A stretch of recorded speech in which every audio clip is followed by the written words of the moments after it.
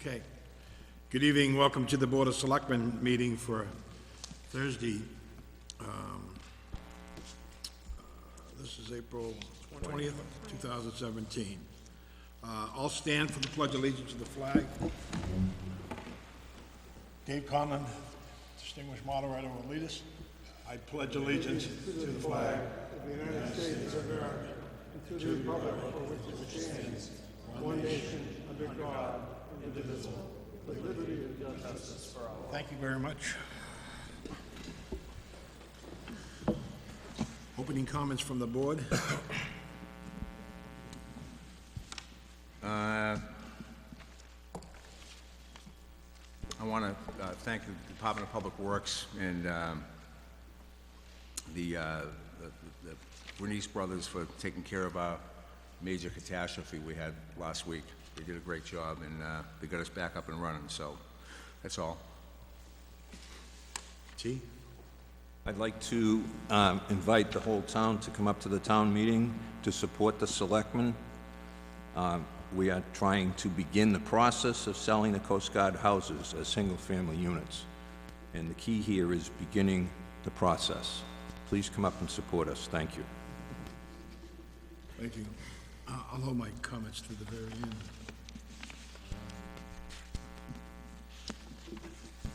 First order of business is to approve the minutes of April 6th and April 8th. I'll entertain a motion to approve. I move that the Board of Selectmen vote to approve the minutes of 4/6/17 and the minutes of 4/8/17. Motion been made and seconded. Discussion on the motion. Hearing none, all those in favor say...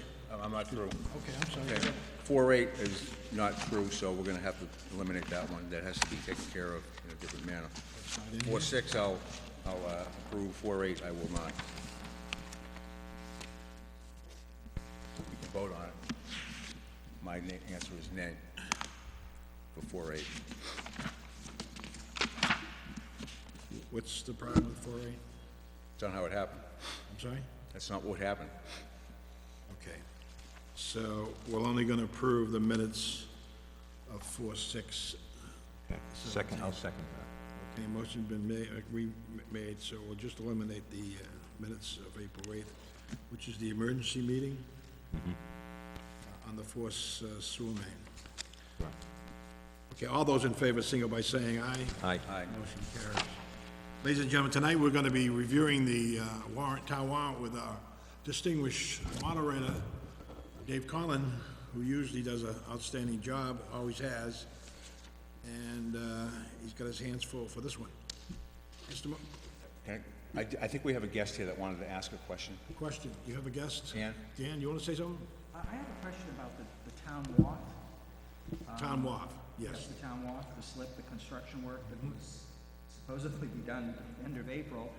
And now I understand that it's going to be shut down, the town slip, access to the slip, from the 15th of May through the 1st of July.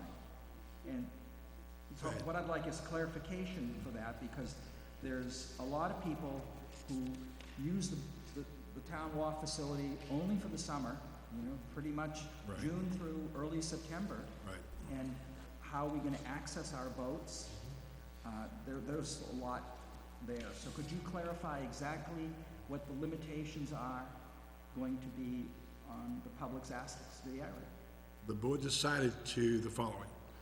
The contractor did not order all the material that he needed to finish the slip and to start the slip.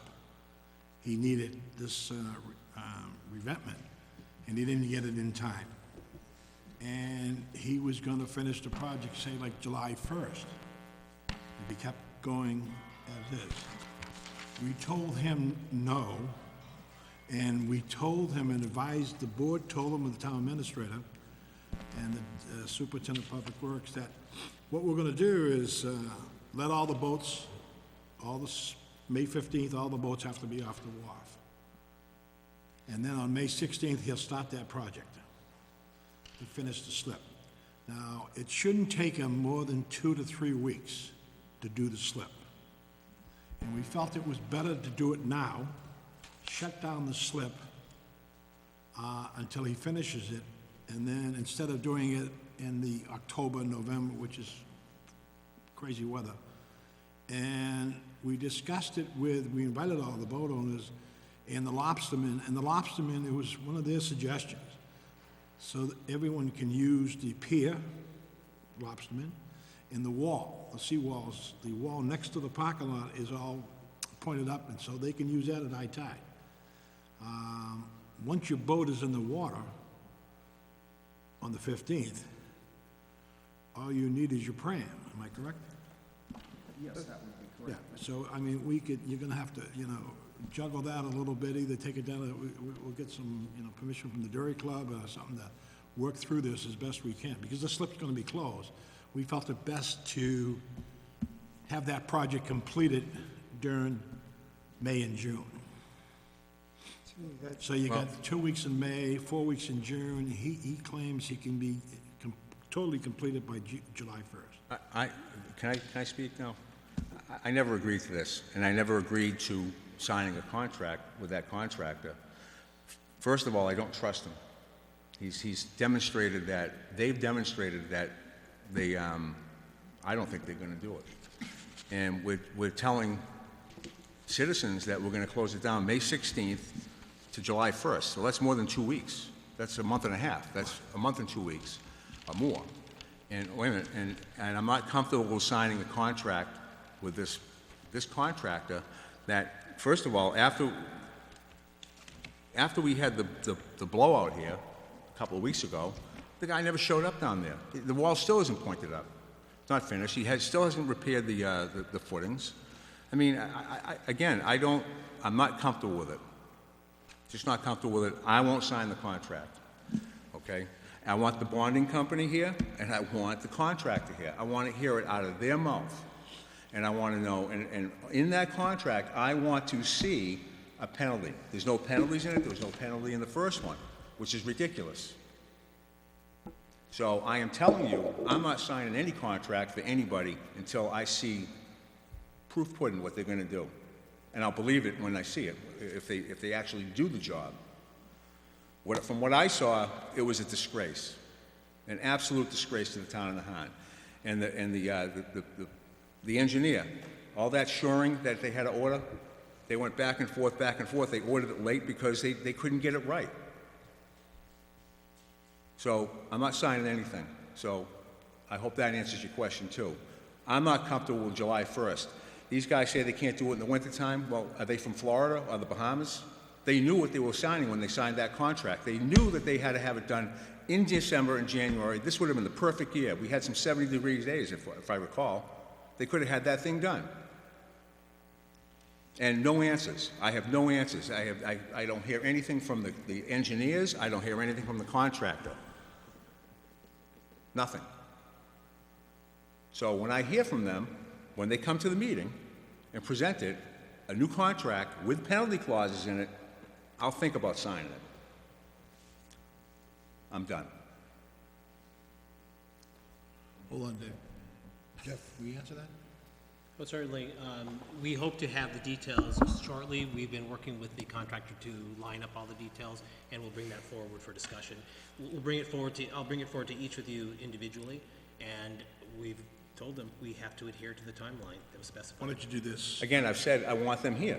I want them here. Is that a problem, having the contractor come here and explain what happened? You're talking about a $600,000 I mean, we don't have a lot of money. I mean, if it was a big city, sure, you could just throw your money around. But this is Nahant. $600,000 is a lot of money. And there's no contractor here. I got a terrible answer from the engineers that you hired, that was hired. Our engineer never showed up. Not comfortable with it at all. I want them here. Jeff, why don't you put it on the agenda for the week after the town meeting, which will be our first meeting, and put that right on the top of the agenda at 7:30, and have all parties, the superintendent of public works, the consultant, Childs, the contractor, anyone involved with the WAF.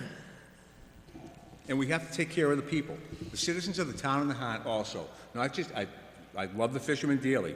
My relatives are fishermen. But I gotta tell you, there's other people involved. There's a sailing program.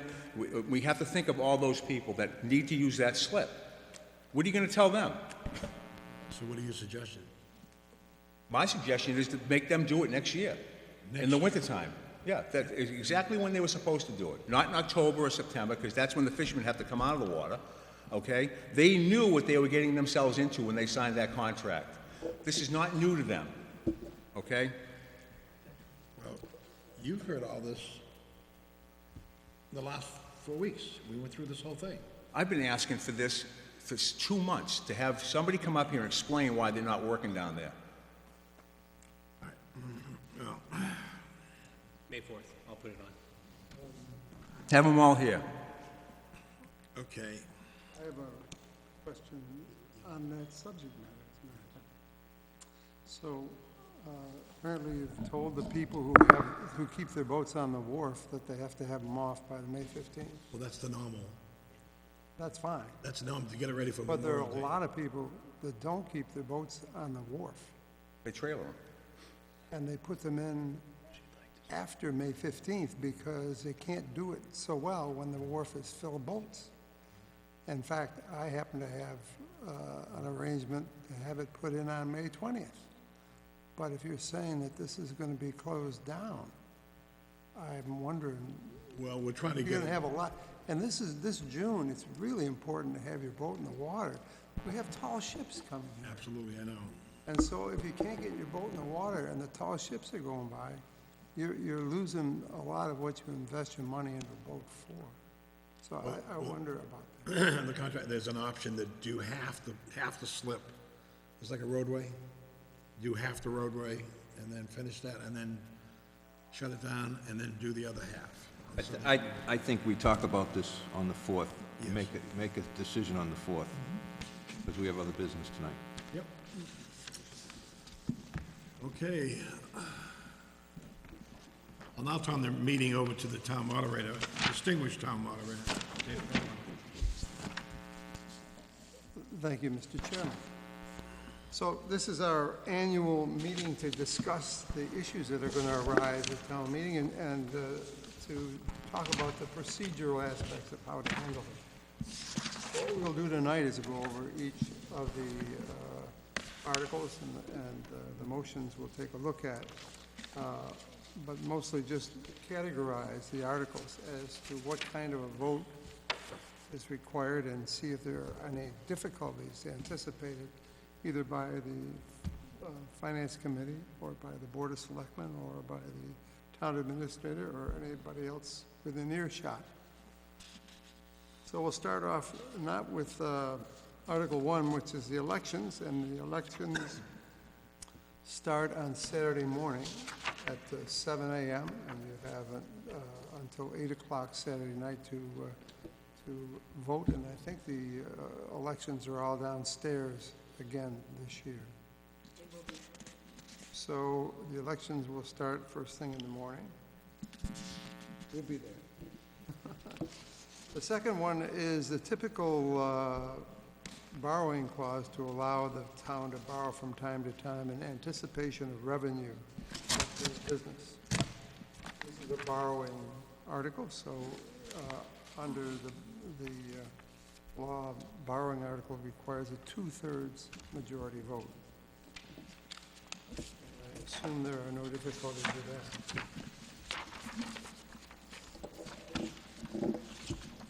that. May I ask a question? You can. The omnibus article is Article 13 and has historically been Article 8. Do you have any explanation as to why it's Article 13? So I don't, but perhaps someone else will have. Yeah, certainly. Article 8 became Article 13 because the selectmen and myself decided to move certain items forward so that they could be considered before the budget. And then if whatever the outcome of those individual articles were, then could be rolled into the budget. So you'll see items such as the Coast Guard housing, the ambulance enterprise, Those were brought forward for that purpose, and so that slid the, I know I moved to have them brought forward, but why would they interfere with the omnibus article? Why would that make the omnibus article move to 13? because you need the capacity, so you can take... Capacity for what? I don't get it. It should have stayed at Article 8. We had agreed that it would move down so that we could accommodate the others in front of it, so it's just a matter of numerical. Well, I'm part of the we, and I don't believe I agreed to moving it down. It just doesn't feel right that it's moved down to 13. Does the outcome of 8, 9, 10, 11, and 12 affect 13? They are all financial articles, and so especially on, for instance, 8, which is the ambulance enterprise, that would have an impact depending on the outcome. And the others were deemed to be more appropriate to move those forward. Okay, thanks. Enzo wanted those moved up front. No, T wanted them moved up front. Well, And they were moved up front because me and Enzo and you voted them.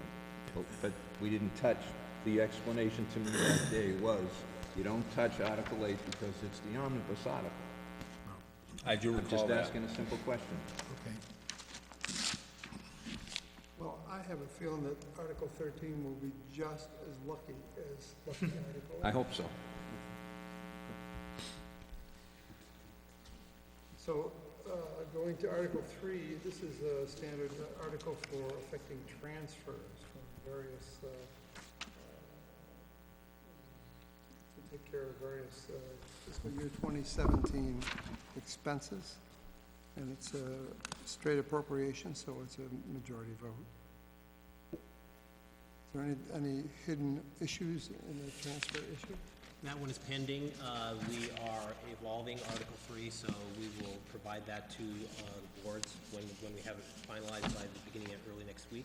And I understand the Finance Committee is meeting the morning of the town meeting, so we'll present the details of that then. All right. At any rate, it will remain a majority vote. Article 4 is appropriations for taking care of the snow and ice account. Again, a straight majority vote. Article 5 is the salary and classification plan, and the question of whether the town will amend the plan. I haven't seen the schedule of it, but it's in the book. Okay, I haven't seen that yet. That should be at your house too. All right. And now, I think this is a straight majority vote, but I also, this is naming the pay, and it's not authorizing the pay. So this is a straight majority vote and not a ballot vote, correct? Correct. Okay. So,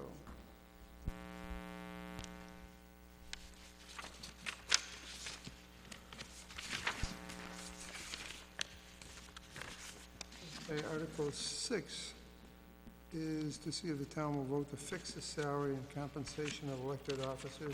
Is that in the same position as Article 5? This is a ballot vote because they're being... Okay.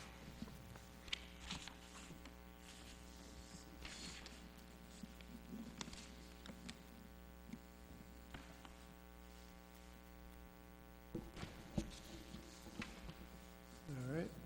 Article 7 is to see if the town will authorize payment of prior fiscal year bills. Are there bills that are the subject of this? There are none that we know of yet, and we don't believe there will be, so that'll be a recommendation for indefinite postponement. That will be fine. If there are bills, as you know, it's a 4/5 majority vote that's required. Okay. Article 8 is a motion to adopt an enterprise fund for the ambulance service. And I believe that also is a straight majority vote. Correct. And it's also non-ballot. So, is there any likely issues in connection with that motion? There's a request for indefinite postponement by the Finance Committee, and the selectmen have been, would like to bring that forward for discussion, and so we'll be continuing to talk about potentials for a further discussion on that article when it comes up.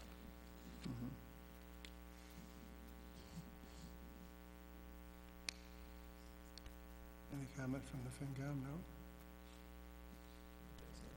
Okay. Article 9 is a motion to rescind the vote from 2008 for disposal of what are referred to as the Coast Guard housing. And as we look before the meeting, I don't have anything that suggests that a rescission of a prior vote of this type is anything other than a straight majority vote.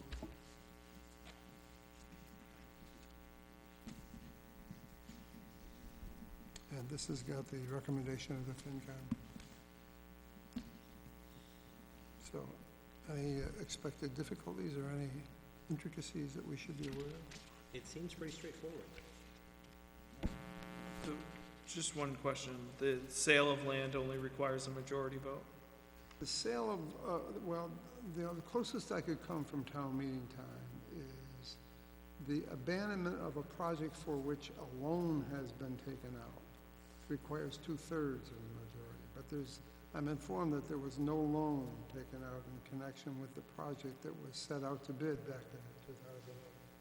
So I don't see anything that changes the Would the quantum of minutes vote. from the 2008 meeting clarify what requirement vote was used to approve the 2008 vote?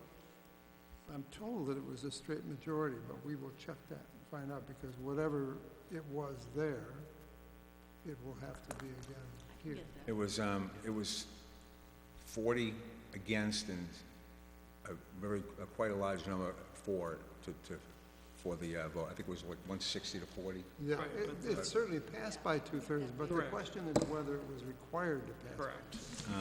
So we will check that, and if there is a problem, we will change that quantum of vote. Good point. I know I saw it somewhere.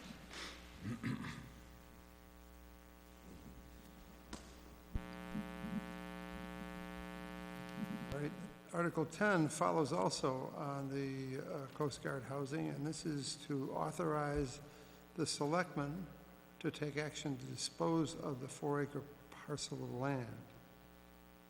And the FinCom is recommending indefinite postponement, which is a straight majority vote. Article 11 is borrowing for the Massachusetts Water Resource Authority to replace lines and et cetera. And so this is also a 2/3 majority vote.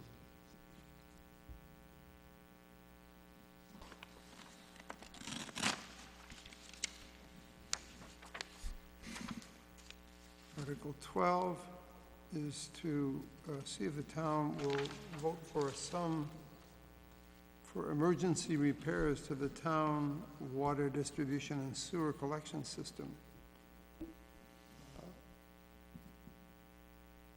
And this is an appropriation. Correct. So it would be a straight majority vote. Article 13, Lucky 13, is the omnibus article. And we'll go through this in the standard form that we do at every town meeting, every annual town meeting. So we'll read each of the items, and we will take passes from anyone who has a particular interest in a particular item, and then discuss them individually, those that have been passed upon. So is there any particular quagmire that we may find ourselves in connection with that? We have two positions that were removed from the budget in the FinCom budget, but was not removed, or was funded in the Board of Selectmen budget, so that is an item for discussion. Well, I think it also ignores the point of if Article 8 passes, this budget, we'll need a different budget. Because the budget in here doesn't assume an ambulance enterprise fund. So if the ambulance enterprise fund passes, there was a different budget that incorporated changes to an ambulance enterprise fund. So this one could be complicated by that as well. So there are those three. And another question in the omnibus. Typically, we make a resolution at the beginning of town meeting and requiring how people make changes to the budget. Yes. Are we doing that as we We've been typically doing it do? every year since 1982, and it's been pretty much the same motion, and I would expect that would do the same motion this year. Is there an issue about that? Okay, so, Where was the money taken from? Treasurer, the assistant treasurer collector has not been funded by you people. Correct. You put the money where? It's, We put in the, Reserve fund. yeah, which in the resolution can't be a place that you take the money out of. The reserve fund can't fund salaries. The reserve fund can't be used to fund a pass in the budget. So it has to come out of another line. Why did you do that? Because any time that we've taken money out of the budget, we always put it in the reserve fund. No, but why did you cut that position? Why did we cut that position? Because we've been talking about receiving cost reductions through attrition for years in the Finance Committee. And this is the first time that there has been a position that has come open during the Finance Committee season. Usually they're hired in the off-season when we're not around. We advised the town administrator long before the position was filled that we were heading in this direction, and we continued, and we did what we thought was in the best interest of the town. That's a key position. You realize that? With the treasurer collector just retiring, Kathy Famolari, now we got Kathy Kuchis going in there. And that assistant treasurer collector is a key position in this town. Extremely, the workload that's in there, it's sufficient for two people. And I'd like to have you reconsider that. Have the board reconsider, because I'm gonna go after that position, okay, fund it, because we've hired a crackerjack young lady with accounting degrees, and she's very, very good. And I would not want to lose her, number one. We've already hired her. And that's a key position in the town hall. I mean, I can't strongly ask you to re-examine that position. Did you ever talk to Kathy Famolari about it?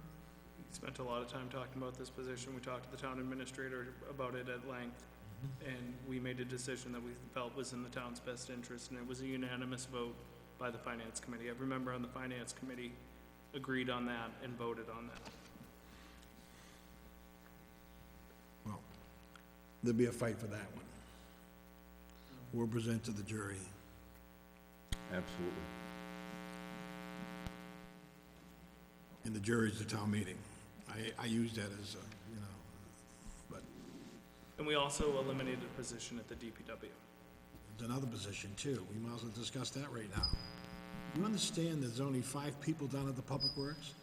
And 2 of those, out of the 5, work 24/7 on the 9 satellite pump stations and the major pump station down at Lowlands. So they're working 2 of them, and going down in the sewer main to make sure the pumps are working properly every day. So you're down to 3 people. And,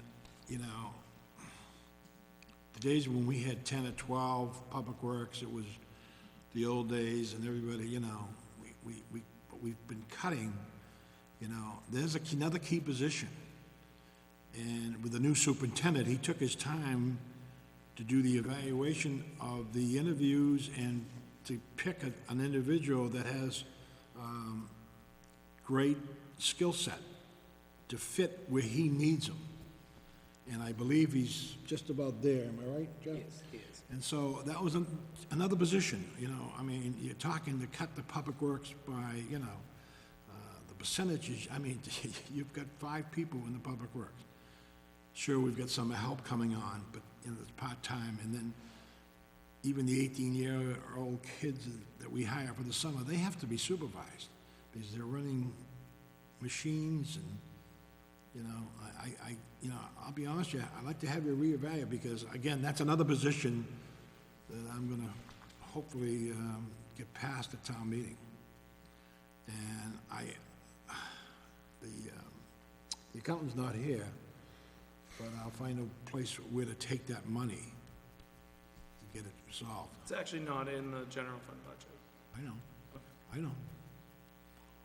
But I want to let you know that, okay, I'm And once speaking, again, that was this committee unanimously voted to make that decision cut after those two years of positions. discussions on reducing our headcount through attrition. you realize that years ago, you know, I understand that, you know, the finance committee's, you know, really wants to, you know, be heard and to save money and et cetera, et cetera. The problem is you're cutting positions that are key. It's like these 2 positions are key. I mean, this is not something that's not something we can, you know, look at. The positions themselves, and as the recommendation notes, that the decision was made not based on the individuals who may or may not have been identified, or the performance of the people who came before them. And this is my second year on the committee. For at least those 2 years, we'd had an ongoing discussion involving the Board of Selectmen and the town administrator with the general purpose of trying to reduce expenses via several means, and one of them, as agreed for 2 years, was to cut through attrition. The attrition came up, the positions weren't cut. So if the positions are critical, by all means fill them, and I guess what we're suggesting is just find somewhere else in the budget to fund it, move something.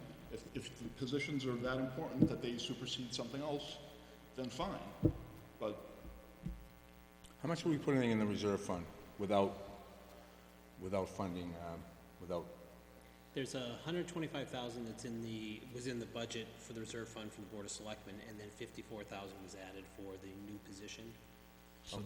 For And then, removal of the and the positions. DPW position that comes out of, Water water and and sewer. sewer, right, so that's not gonna be, that's a little bit different, so, and normally we put, what, about 125,000 in the reserve fund?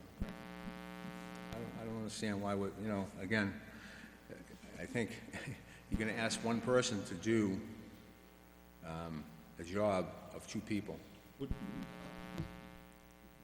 do we want to have this discussion now, or should we wait till town meeting? The accounting system today, the town itself uses one accounting system. The school uses a separate accounting system. There is a ton of automation. It's 2017.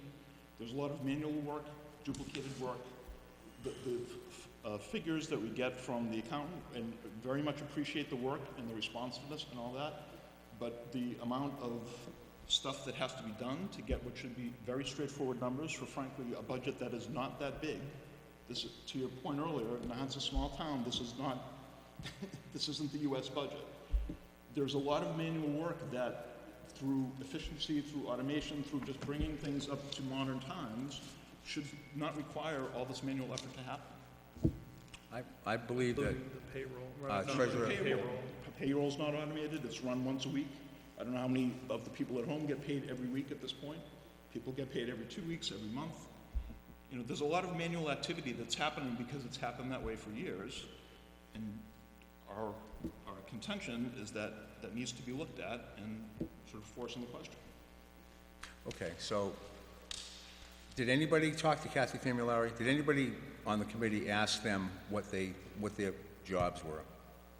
I know I did, and I have a list of what their jobs are, and I understand where you're coming from, and I asked her also about the software program. And by the way, software programs, they can pull the license on them at any time. So if we pay $500,000 for a software program, they do it to me all the time in my business. They can just pull the license, and then you have to buy another one. So if you pay $500,000 this year, 5 years from now, you might pay another $500,000. And I can understand your job. You guys do a great job, but,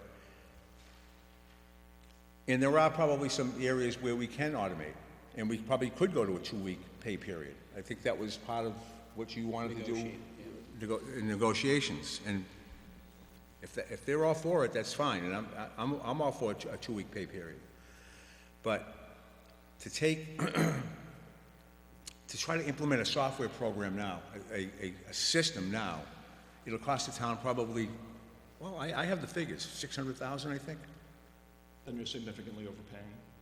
Well, I mean, So let's put that, put that together, put it out for bid, et cetera. I mean, there are other towns in the Commonwealth that are using software systems that we would not be the first ones to do it, so. it's called Munis, that's the big one. That's $500,000. That's $500,000. It can be. Again, you're talking about a very limited sized budget with a limited number of departments, et cetera. It's not the same as implementing for a larger city, et cetera. We should look at that. But again, that discussion has happened at least for the last 2 years. I don't know how many years before that, and no action has yet been taken. So we're in the same situation. So, again, if the position is that critical, then, again, there's other line items in the budget. If you feel that strongly, then just, that the mechanism is to find a place to move. Can you point out any other line items in the budget that we can take it from? The easiest one, take 0.5% across the board of every line item, which no one's going to notice, and use that to fund it. That's an approach you want to take. But that doesn't touch the long-term impact Bless you. of adding that position. You have all of the back-end costs. It's not just the $52,000. I know that. It's the pension contributions, it's the employee health care benefits, it's all of the 3% increases on an annual basis that position over time will cost you more than the $500,000 that it would cost to implement a program that would automate. There's also the use of temporary labor during peak times. We've outsourced the beach stickers, which was a large draw in that office. Those have been outsourced at a cost of $3.50 a beach sticker for several years that the town paid for outside of any revenue source. So there are all sorts of things that can be done to automate it and have been done. So we weren't convinced that this position needed to be funded, and I think that it is short-sighted to look at it at just the $52,000, because that $52,000 spirals out of control very quickly as you add longevity bonuses, pension contributions, 3% raises. Well, we're gonna stop that with the 3% raises, I can tell you that. So I was hoping that we might be able to resolve it here at the table, but it seems as though some further discussions ought to take place and reconsiderations and such things. So I think tonight we ought to move on, but I'm glad we had a ask one chance to question? discuss it. Can I point out one thing? A question was asked twice, and there hasn't been an answer yet. Did you guys talk to Kathy about this? I'm sorry, I didn't hear you, Dan. You asked whether they talked to Kathy, and so did Mr. Lombard, but there was never an answer to that question, and I think that's pretty crucial. No. Now, our information on that position and the functionality of that office was via the town administrator in those discussions. We did not speak to the, And we've been advised not to have direct conversations with the town employees. There's a couple other factors here that, I understand this budget is not much. It's not a big budget, okay? But in the last few years, again, the Board of Selectmen have been put in positions where the town managers, we've had problems with town managers, serious problems. And we worked our way through that. And again, the Board of Selectmen were saying, this is the candidate, after that 9-member committee selected X town manager, and they said, this is the candidate we want. And a lot of them didn't work out. So we've had problems, last 4 years. It's been just, and so there's a lot of responsibility here. I mean, you haven't even discussed anything like here in the budget or any recommendation of mergers. Well, you know, you start looking with other communities, you know? Things like that. I mean, there's things that we need to look down the road because, you know, especially where our personnel are getting smaller and smaller. If we keep cutting, we're gonna lose the department. The individuals don't wanna work for the town of Nahant because they think, you know, there's no incentive to come over here because we're not paying them exorbitant salaries. These salaries we give them is right in line with their other communities as best we can, but it's usually a low end of the scale. Public Works, fire, even our police, okay? And on the police department, I was gonna ask for the 12th man. He needs an extra man because I'm on live TV, but we've got problems next door to us. Okay, and it's serious, and we can't afford to have one police officer in the cruiser by himself with what's going on in the country today.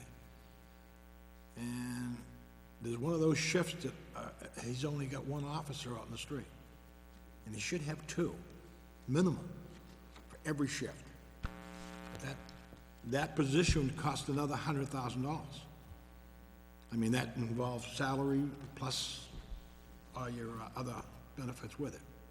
That's $100,000 alone to get it, you know. And that's not a lot of money, okay? But we let that go this year. But down the road, it's gonna be interesting to see where the police chief is going with this thing. Because that's why we didn't put it in and ask for the $100,000 for that 12th man. So I want you aware, I mean, we're trying to do the best we can with what we have under the performance of people that we're being forced, you know, a lot of times we're being, it's the deck saying, now, but we, you know, you wanna cut that position in the treasurer collector's office. I mean, that position is a key position. Who's gonna suffer are the townspeople. Is there be, you know, bills, the whole function of the treasurer collector tied in with the town accountant, okay?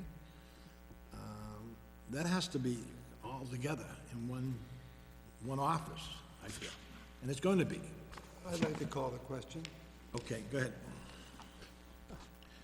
I noticed you didn't transfer the gavel down. Oh, yeah, here, you can take it. Well, that's okay.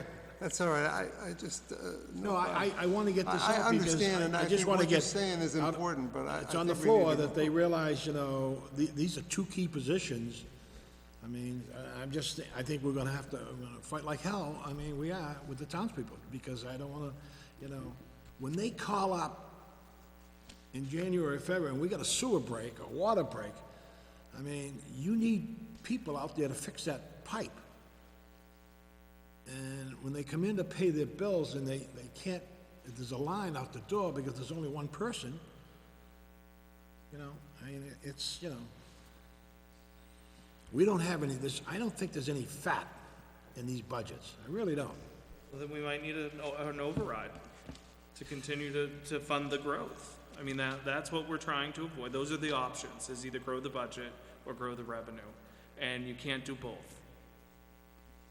So, I mean, if we want to continue growing the budget, we're gonna have to look at an override. Well, I don't think we can, Especially looking to pull 125, 150,000 of revenue out of the budget next year by selling the Coast Guard housing. You know, there's 150 or 125,000 that we're not gonna have, so, you know. that's up for discussion. That's. Right, but that's an impact that you have to be thinking about. That's- That will exacerbate an issue that we already have even further. That debate on the Coast Guard housing, you got 125,000 coming in every year. If we hold off, you know, and, you know, I mean, or if we do sell it, the tax benefit is gonna be like 50,000. Right, so we're gonna be down 75,000 a Right. year But, in a very lean budget. well, okay, I won't get in that discussion now, but. Wait till town meeting. Let's just move on. All right, so Article 14, is to fund the water and sewer enterprise. It's a raise and appropriation, so it's a straight majority vote. Article 15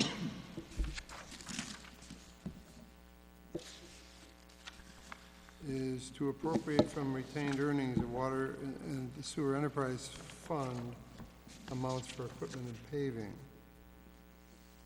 And again, that would be a straight majority vote. Article 16 is to transfer funds to operate the rubbish enterprise fund. And it's an appropriation, not a borrowing, so it's a straight majority vote. It's also a ballot because salaries. Ah. Yeah, okay. Good. All right, so that will be a ballot vote. And the omnibus article is always a ballot vote. Okay, Article 17 is raise and appropriate $10,000 for the Rubbish Enterprise Fund, so that's a majority vote.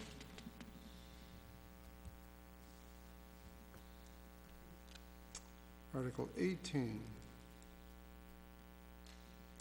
is to raise and appropriate or raise by borrowing highway construction and maintenance. So 18 It's a majority. is a majority vote or raised by borrowing now. It allows for, but what we're doing is we're accepting Chapter 90 funds from the state. Right, and that's what we usually do.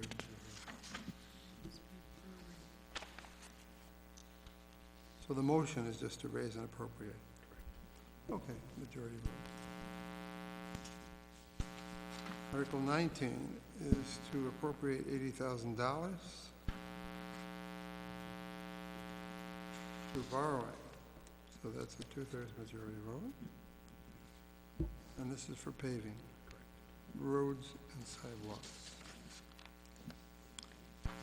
Article 20. And I'm assuming that that we see no major issues in connection with these particular ones. They seem to be pretty typical. Correct. Article 20 is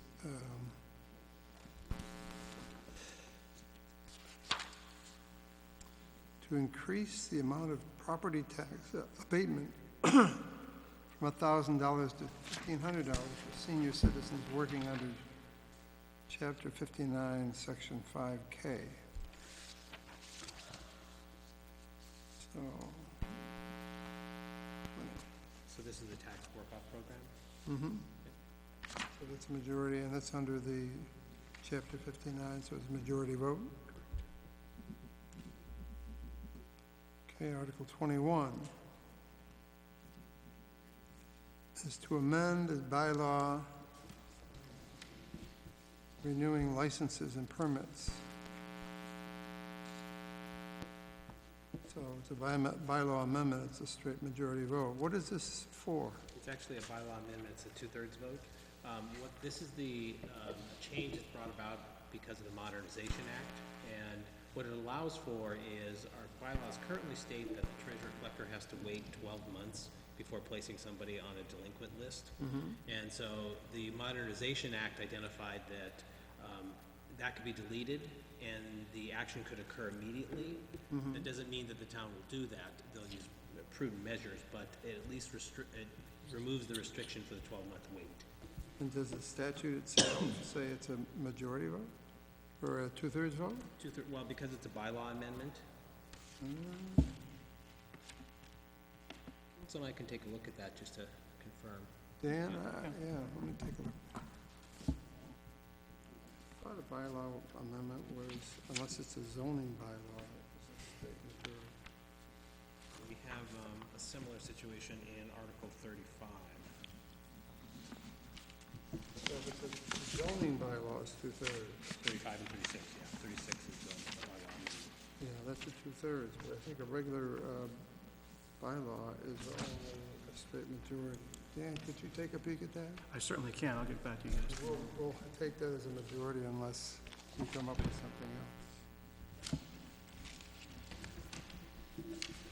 I put majority question mark. Okay, there you go. That's my, if I can just recognize my handwriting, I'll figure that out. Article 22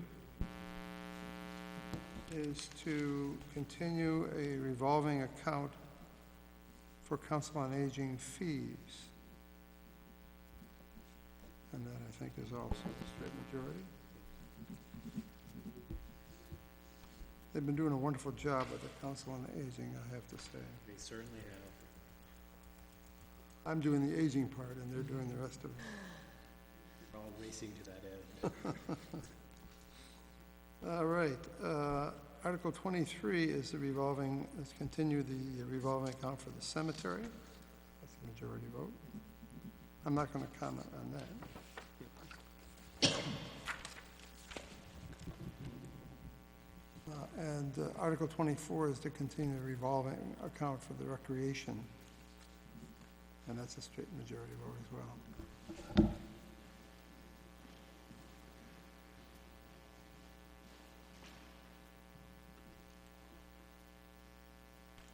Okay, Article 25 is to replace the heating system in the police department at a cost of $46,000, and it's by borrowing. Appropriate in the article, and borrowing in the motion. It keeps our options open. This is the four, sets the four corners, and this specifies within the four corners. The motion does. Excuse me. Okay, 2/3.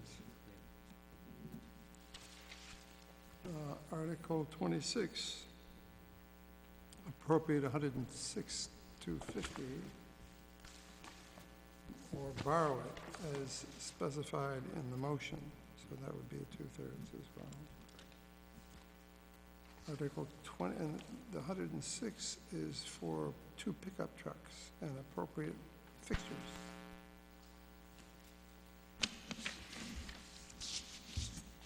In Article 27, it's $175,000 for drainage improvements to Ward Road and Bear Pond. And so that would be by borrowing, and that will also be 2/3.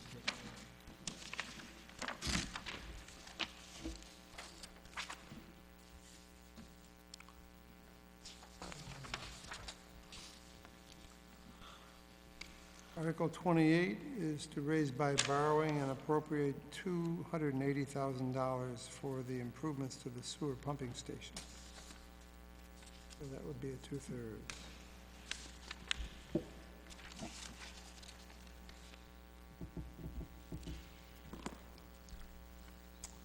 Article 29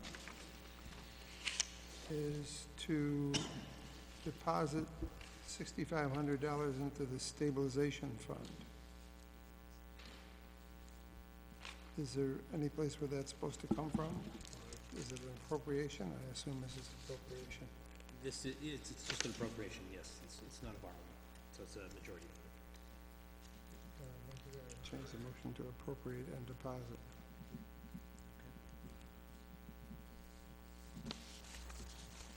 Majority. Article 30, to accept Chapter 32B, Section 20, that deals with post-employment benefits trust. Establishing a fund to hold assets solely to meet the current and future liabilities of the town for group health insurance. So that's a straight majority vote. Article 31 is to deposit into the other post-employment benefits trust fund, the amount of $3,300. That's an appropriation, I guess. And that's a majority vote. All right, Article 32 is the 40 steps. Thank you very much. You sound great. That's how to kiss up, huh? That's, works, this, I hope this is vodka. Yes. Thanks, Steve. You're welcome, sir. So, 40 Steps revetment project. And this is by borrowing $138,700 to fund improvements to the revetment of 40 Steps. That's partially as a result of that accident, I take it? No, this is actually a project that had come forward before that. There was no damage to the actual revetment itself, and this is a state grant, or a MEMA grant, I should say, for 75% of the funds being covered. The sum you just mentioned there is the 25% that the town owes. Okay. That's a borrowing, so it's two-thirds majority vote. Question on this motion. Does this restrict the borrowing to the general fund, or does it allow the town to borrow it either out of the general fund or the water and sewer enterprise fund? It allows either, although we've placed in the title general fund. Brendan, you and I should probably walk through some of these and just get your comments. These are not what I consider to be a final set of motions. I'm hoping to finalize these by Tuesday, so we can talk. We can take a look at just that. I think it'd be good to Well, the have these finance committee's recommendation was that that it be limited specifically to the general fund, and given that they're the finance committee's motions, I would suggest that the language prohibited from being borrowed out of the water and sewer enterprise fund, and obviously if the motion fails, someone else can make a motion for any account to borrow it out of, obviously, but But is this borrowing town money out of an account, or is this borrowing to fund something? to fund something, but there it'd was be a funded proposal through to that account? fund it through the water and sewer enterprise fund as opposed through the general fund. And the finance committee recommended it subject to it only coming from the general fund and not out of the water and sewer enterprise fund. So you borrow it, then it goes into the general fund, and then you expend it. Correct. That's easily done. Let me modify that and get you the revised wording.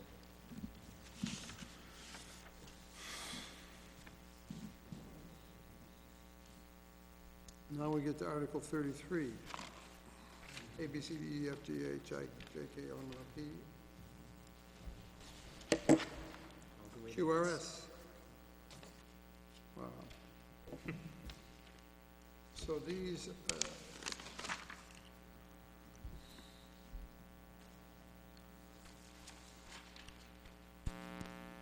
are the expenditure of community preservation funds that are already at hand. It's a combination of issues.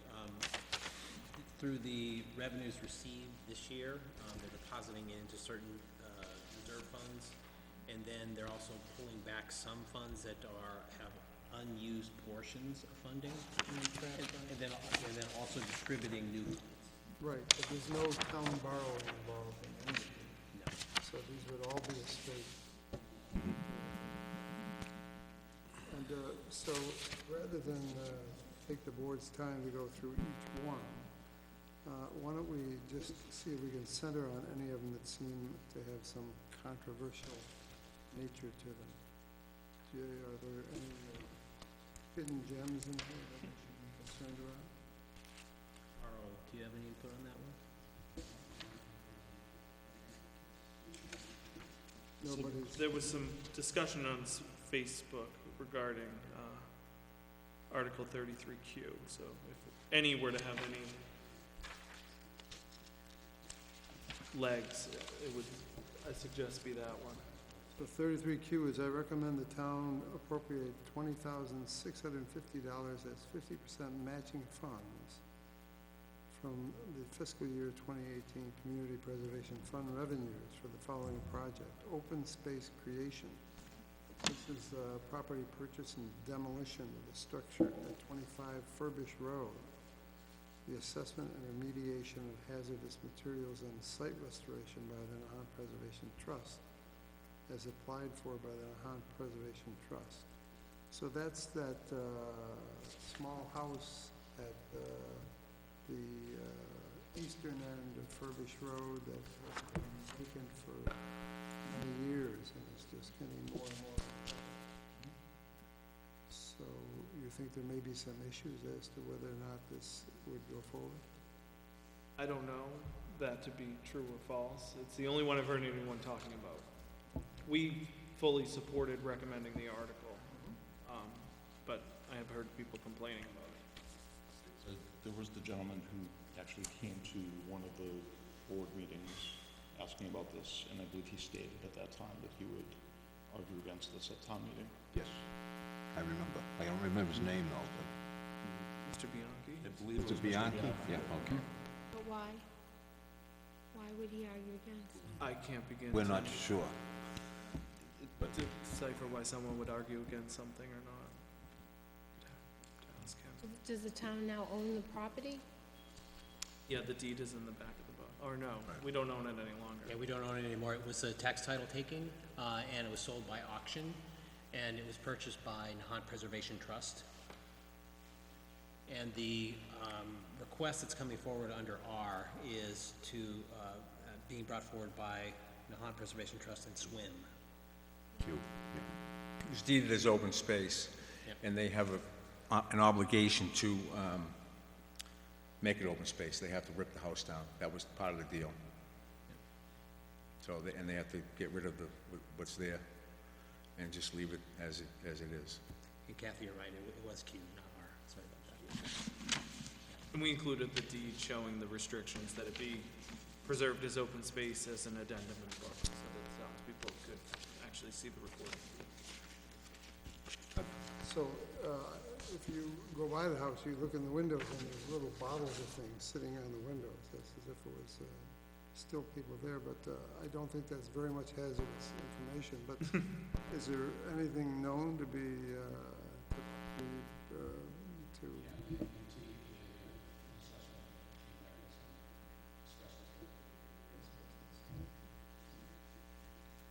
Okay, well, that'll be interesting. We'll wait to hear from the town and from Mr. Bianchi as well. And there's been some grumbling on my end, near me, on the life-saving station, a design that's gonna cost $10,000, just to throw it out. So, No, that's all I know. let me ask a question about that. So, let's say that passes, and somebody goes over and studies it for a good day or two, and determines that the need could be fulfilled by an expenditure of $2,000 or $3,000. Would that be something that the selectmen would consider to be covered by something that was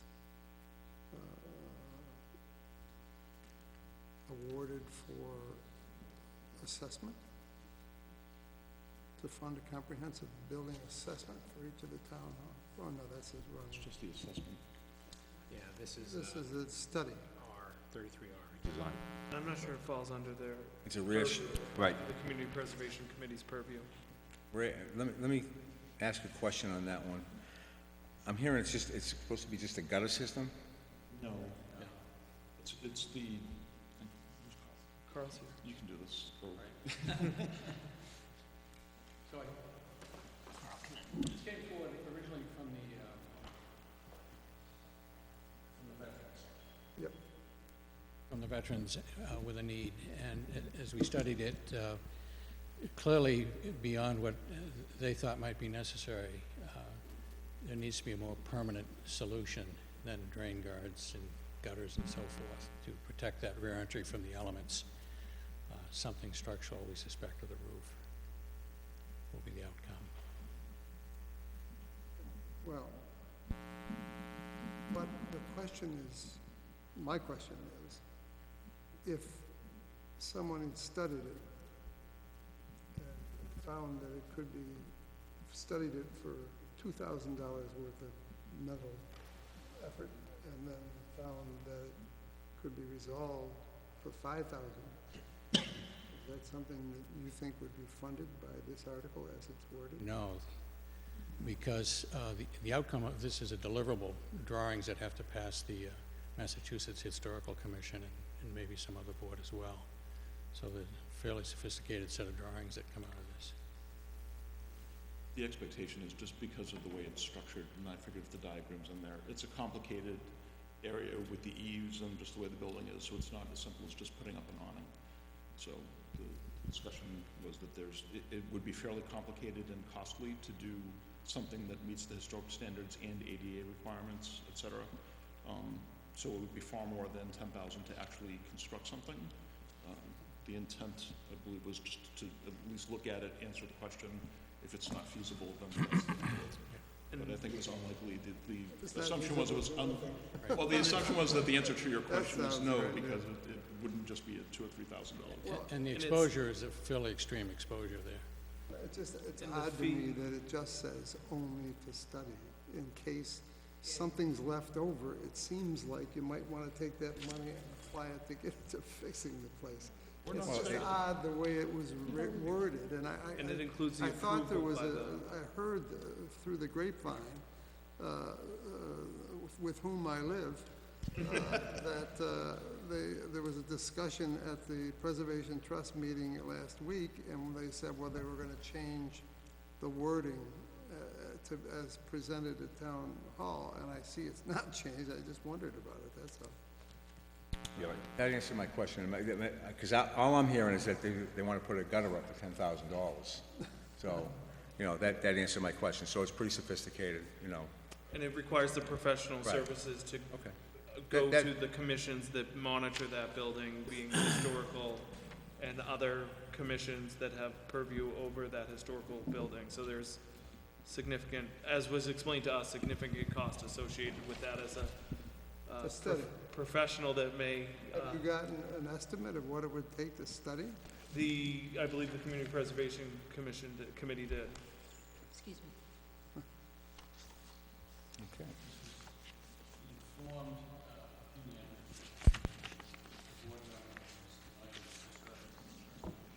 Enough said.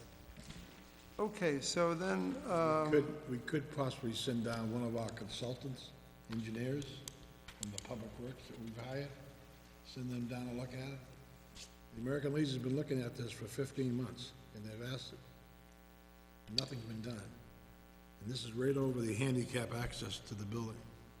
And it's just, it's been an awful problem. And it's been ongoing, and I keep asking, the people that lease the building to the Legion. Nothing's been done. We have a consultant, we hired an engineer, correct? We should send him down and take a look at this thing, because I don't think it's a big thing. I think the building, the historical building, it needs to be looked at, but I don't, $10,000, I think if we could have one of my finance consultants that we hired, engineer, take a look at that and see what he can come up with. And maybe investigate on the historical side too, exactly what would pass. $10,000, I just, I've seen the problem firsthand. I've seen the water pouring down. It's the major entrance to the building. And it just, people, when it rains, it's soaked. well, if the winter's even worse. And the winter's worse. So, but there's not been a motion or any thought of changing from study to study and, is that right? Okey-doke. Well, so, then we will hear the report of the committee. We will go ahead and do the votes, all of which are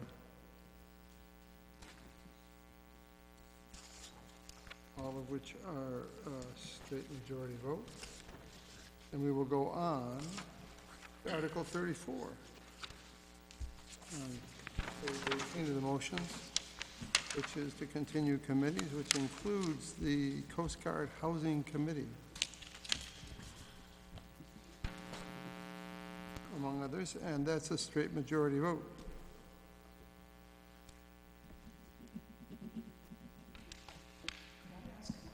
Sure you can. If the town meeting votes to give the Board of Selectmen the authority to go forward with selling the individual slots, and you have in that warrant article continuation of the Coast Guard committee, there seems to be a dichotomy, a disconnect there. Am I correct in that assumption or not? That is beyond my ken, Dan. I am merely a procedural nitpicker. And the actual intent of any of these things, I'm not familiar.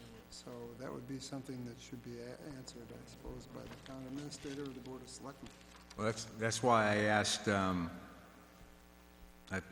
couple of weeks ago, I called you, Dan, and asked you if the 2005 vote would be part of the, actually I asked Jeff if it would be rescinded along with the 2008 vote, and that's what I was told, that if we wiped out the 2008 vote, it takes care of the 2005 vote. So now I'm getting conflicting stories.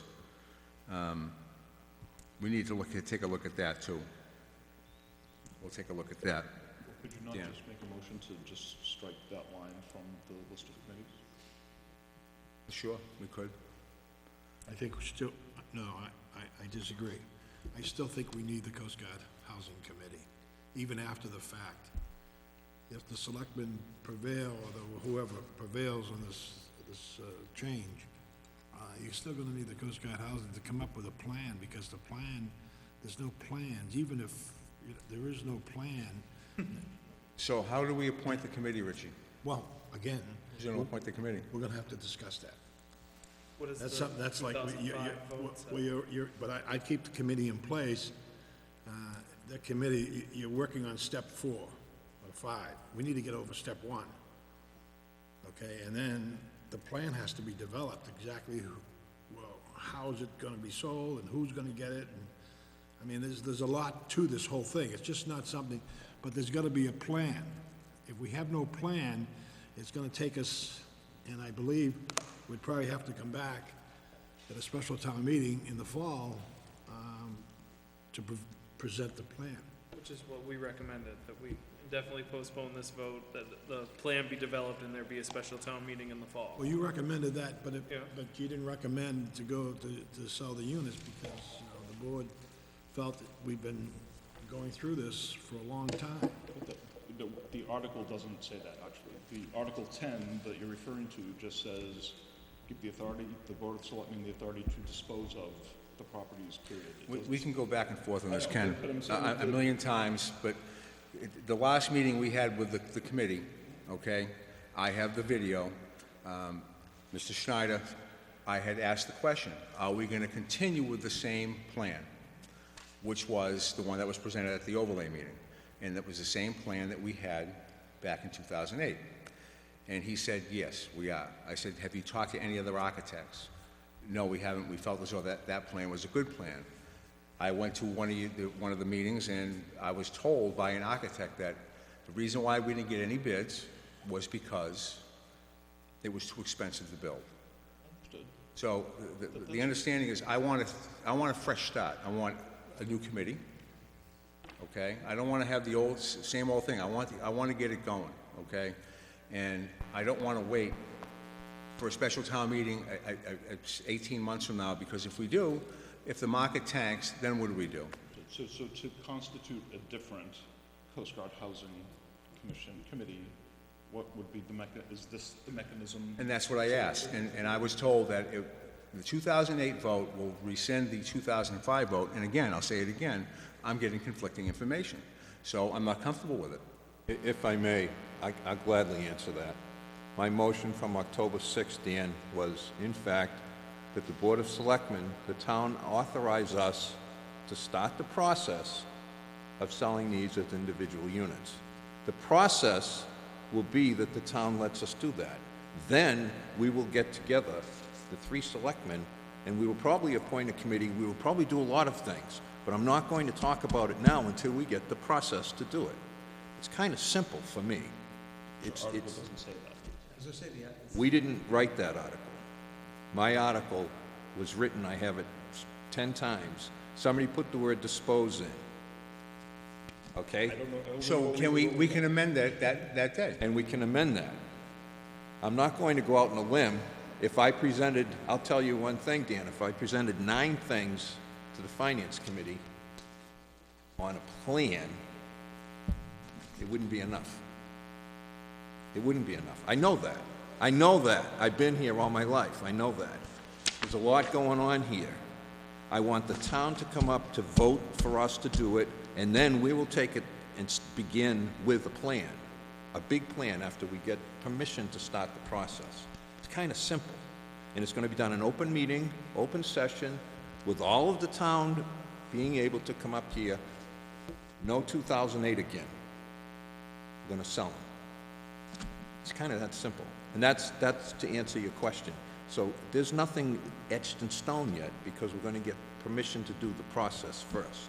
And that's going to happen town meeting. Thank you. And there won't be any special town meeting after this. If Mr. Lombard wants that, that's one thing. That'll be up for a vote for us three. We're going to get this done, probably appoint a committee and get it done. Thank you. So, It would be the best interest of the Board of Selectmen. Say, for instance, we win the proposal.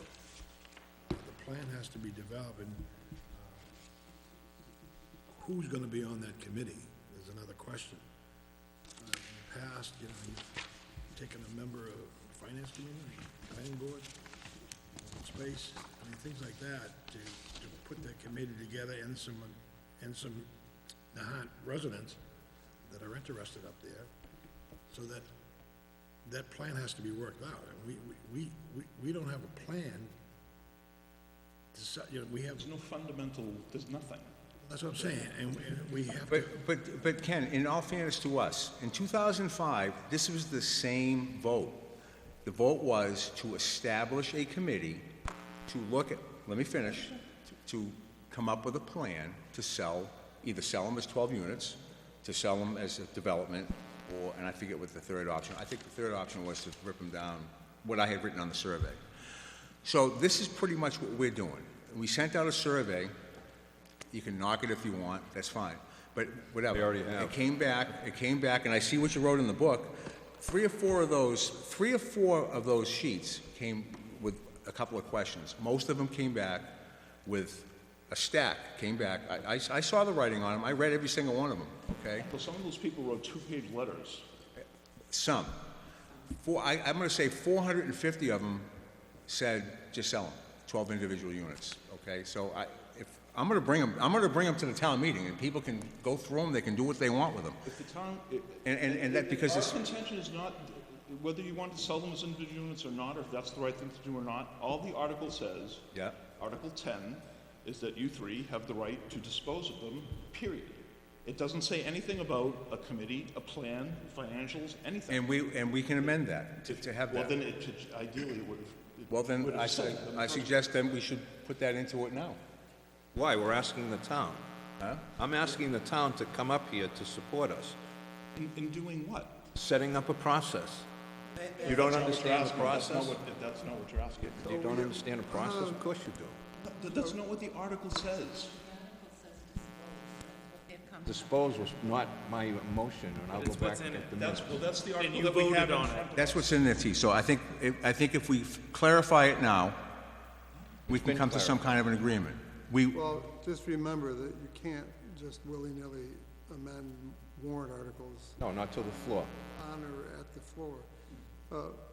We have a question from the... Yeah, my question is, Whoa, I'm you sorry. don't talk like that. Right, there you go. Only to my wife. My question is, if the article were to pass, and people were to say, yeah, we want to go in a different direction, it's to pass, would the selectmen have the legal ability to just simply sell it in any way they chose, although they disclaim that that's what they would do? I doubt that they would.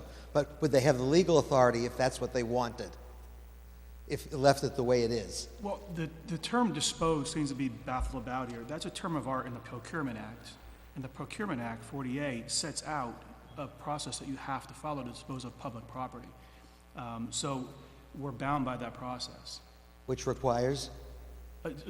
Advertising in the national, in the register and whatnot, and getting the best price. And Okay, so would they have so the answer is yes, they would have the authority, if they comply with the act, to sell it without a committee and without further evaluation. based on the wording of that vote or that warrant in the motion, I believe so. But I think this warrant in the motion was meant to promote discussion. Okay, I'm for good and against evil in all its manifest forms. I know what everybody intends. I think, and I'm not taking a substantive position. I'm just simply saying if somebody asks a question, can they do it? It says, yes, they can. And so that's the question only question you can answer unless it gets amended before the discussion starts. So that's my only point. So can we clarify it? Is it possible to clarify it now, or do we have to keep that same motion? The motion is to indefinitely postpone, so it has to, No, that I'm motion talking has about to the way the fail, motion- and somebody has to have a subsequent. What I'm asking the article, the way the article is Can you read. change the article? Can we change the article to read so that something? it- Can we come to some sort of an agreement? Can you do an amendment between, would the order be indefinitely postpone, amend, then vote on the amendment? Or can you propose an amendment before any vote on the article is written? Well, no, what he's saying is he wants to change the wording of the warrant, and That you can't do. Okay, so we can't change the article in the warrant. That's already gone out to the public. all right, I'm just saying that And when- that's and- what he's saying. And we had no intentions of disposing of it in the way that some people might think we do.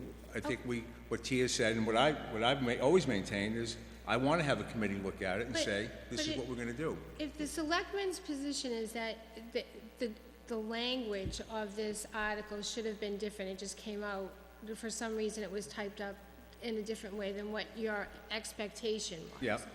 When you're on the floor, or the day of the meeting, when this article comes up, can the selectmen go up and say, we want to amend this before it goes out to vote, or say, take it back? I mean, what, Let me explain what. okay, So they can propose a motion that's consistent with the article as it was published.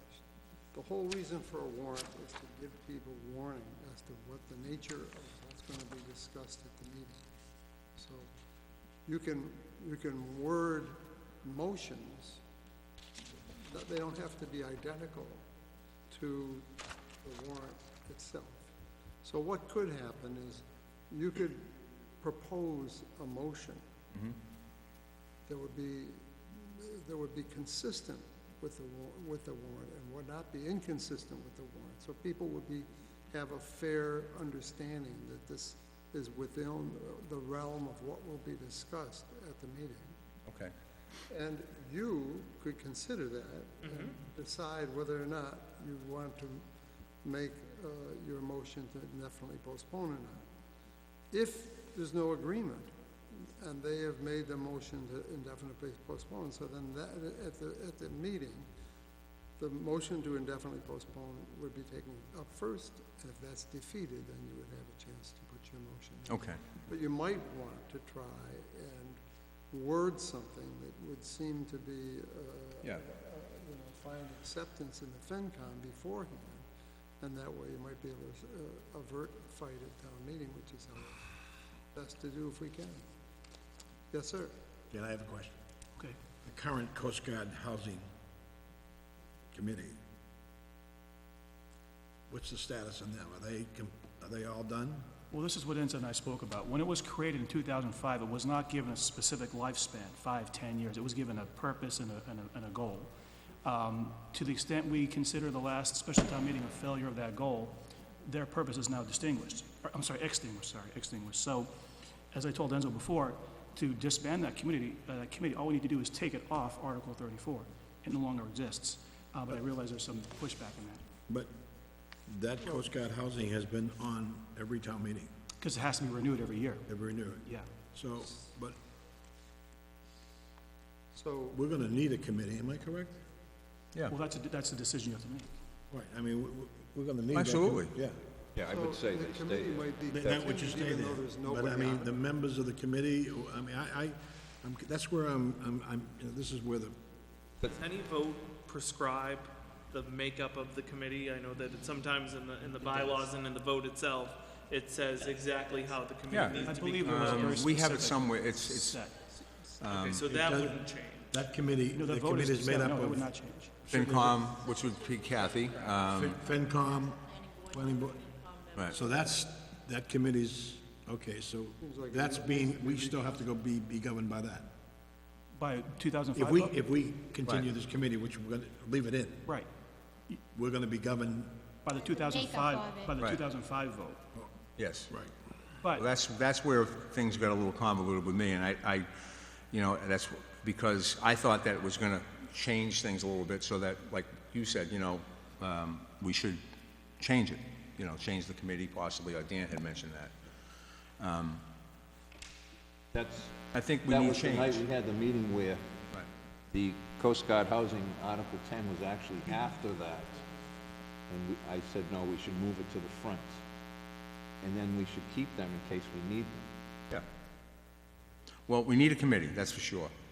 How we're gonna do it, I don't know. I mean, how, if we continue, If you continue the committee as it was constituted in 2005 by this Article 34, do the selectmen have the ability to change the members? that's a good question. I have to go look at that 2005 vote to see how it's supposed to be constituted. But, yeah, so I have to look back at the vote to see what the makeup is supposed to be. But we do have the ability to create a whole new committee. absolutely. I think we get two, the moderator picks all of them. I don't think so. I think the FinCom sent somebody, and I don't remember. On your That's- that- approval, though, and if the selectmen get to get two, and you get to appoint the rest of them. So I think it's just important to understand that there are origins of some of these positions from various boards and committees, and that there is a selection process. So within that, what you can do is empty out the positions and then refill them within those parameters, and so that works. Right, well, that's what you just said, you wanted to confirm that, right? Right, I have to look back at the vote, but that sounds like an appropriate process, absolutely. One of two ways of getting it done. Right. We're gonna, All right, well, we're let me gonna have to know. answer questions, though, concerning if the vote gets approved, if that motion Yeah. gets approved. And Enzo, to your point, what we can do is, we can work on a motion that stays within the dispose of, four corners, or the intent.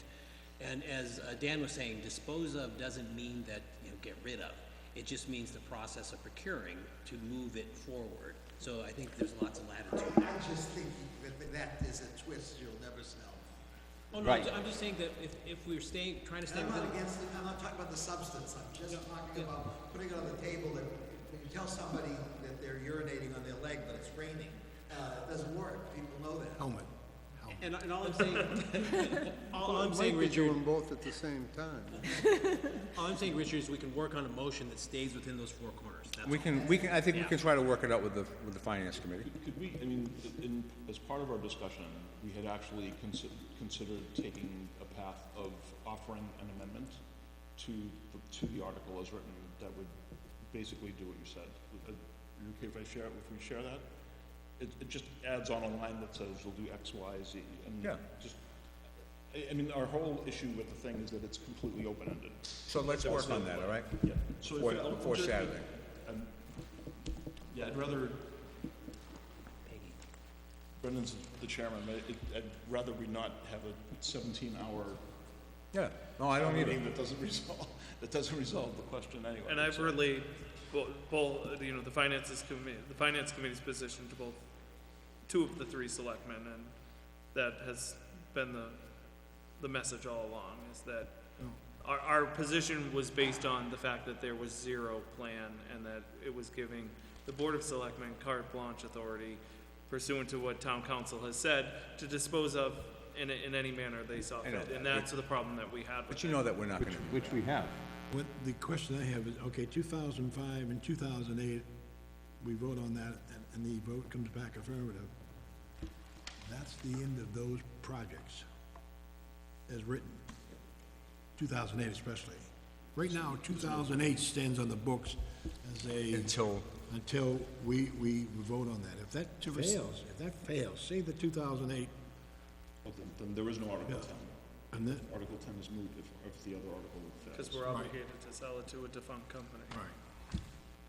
But it failed because of its contractual inability to move on. No, Right. understood, but I'm saying if the article to rescind the 2008 vote fails, then the Article 2008, the 2008 vote stands, which means, but that's not That's not our intention either. But there is no 2008 because it failed, right? No, it's still there. We're trying to company- rescind it. He's saying if the vote to rescind it fails, Why would it be moot that we want to sell them? because you can't, because the town meeting has already said that they're to be sold to the developer in 2000, as the vote in 2008 says. That 2008 vote gets reiterated? It doesn't It's get still killed. there. It's still, it has to be rescinded. Article 9 is gonna rescind it. It's alive, but if that fails, that 2008 vote is on the books. Correct. Then It's there's no alive, article. and it's alive. But Dan, wouldn't that be moot if it was dependent upon the execution of a contract? The contract can't be executed? Repeat the question? If, what we're talking about is the 2008 vote, if the vote to rescind it fails, Right. then does it stay alive? It does stay alive. And does it have an effect? Because the vote was specific that what the town was doing is selling it under a contract. And if the contract is not contractually viable, Right. then It has effect, but it seems to be without merit, because the town's already voted to not to do that. So it doesn't make much sense for them to, the townspeople to Essentially, not rescind the vote. That doesn't make a lot of sense. Essentially, the committee would have to go back to work on a development. Yeah, but Does it open us up to litigation from abutters if they wanted to object to something? If that vote was still in the books and we move forward to sell the 12 units and abutters wanted to sue the town to stop the sale, is there any liability for the town there based on that 2008 vote? it's a big question for a quick answer. I don't see that happening, or I don't see that viable, put it that way. I wish we had those in front of us, but The 2008, 2008, Vote? I've got it here. really, yeah, sure. You get the 2008? 2005, I No. thought we were talking, I can go get 2008's vote. I think he's got it. I've got it too. All right, here's who appoints, but it's different from what 2005 originally. we have to prepare Planning ourselves. board, Someone's gonna ask questions. Which was the point we were trying to make. No, the questions are asked to the Board of Selectmen. What's your intent? What's your plan? I mean, we're gonna sell the 12 units, but how are you gonna sell those? And, okay, what was, That's the actual. Well, you know, that, I mean, once We step don't know one's for approved. sure yet. Sorry? But you don't really know for sure yet, because that's the Well, idea, is that that's like, now, that's like step 3 and 4. Right, Step 1 has to be right. approved, passed, and then people are gonna ask questions, well, Yeah. how, that's 2008. How are we gonna do it? Is that what you wanna know? Okay, so how, again, I'll say it again, 2005, it's no different than the 2005 vote that said to form a committee, to come up with a plan and how we're gonna do it. And that's exactly what they did. They got a committee together and they come up with the plan that, the conceptual drawings, and that's what they did. And that's exactly what we're trying to do. yeah, but the committee, once we approve this article for the extension of the committees, that housing committee, Coast Guard Housing, is still alive.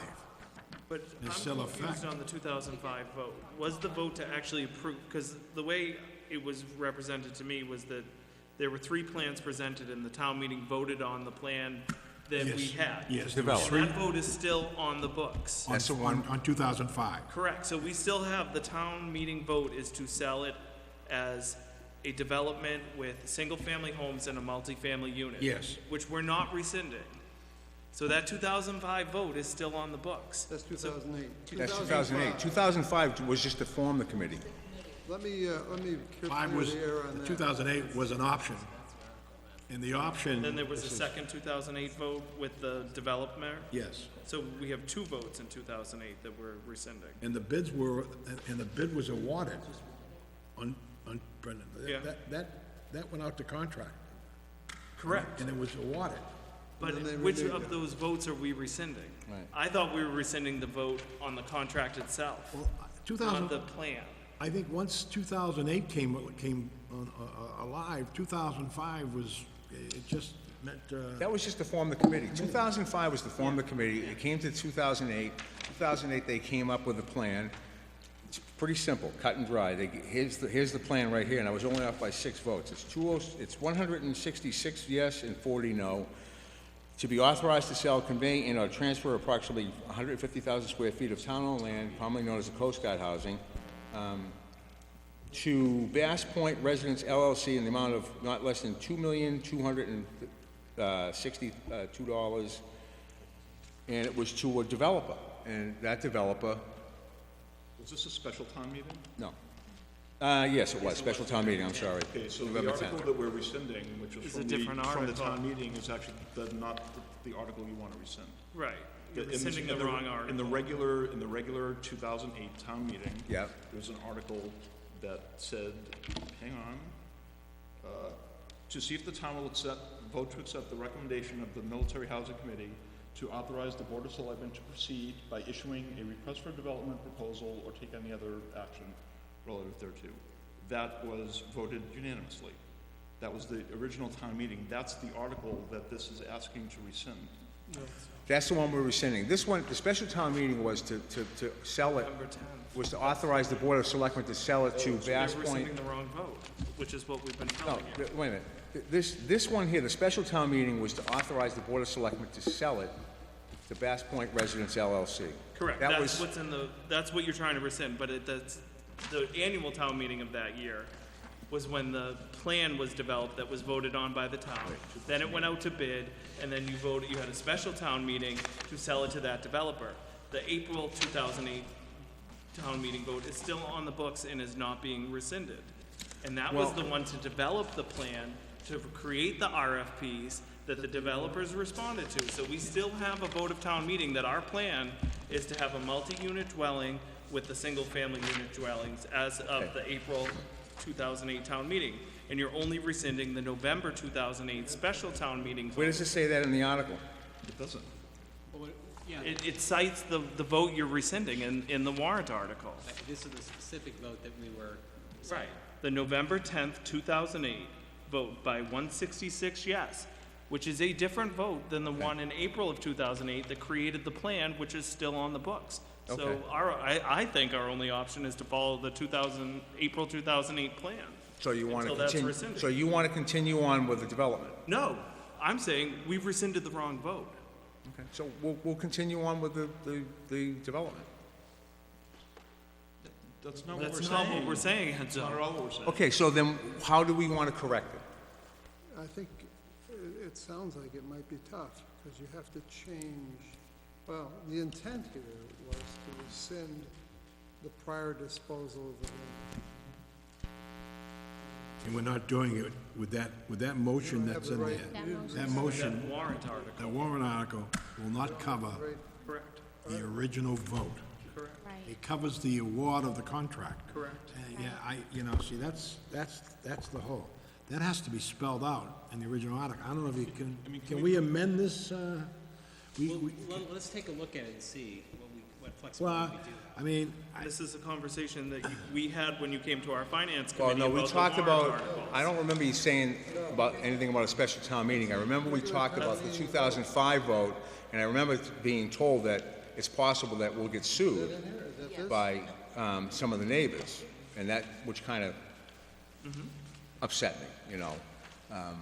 So, I mean, Dave, is it possible to have ready an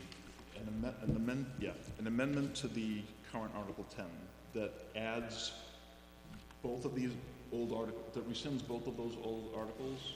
Or is that beyond? I think we're gonna need to kind of, maybe Dan and I get our heads together on that. And I want to rescind the 2005 vote also. Why can't we have a motion to develop a plan to sell the 12 individual units and come back?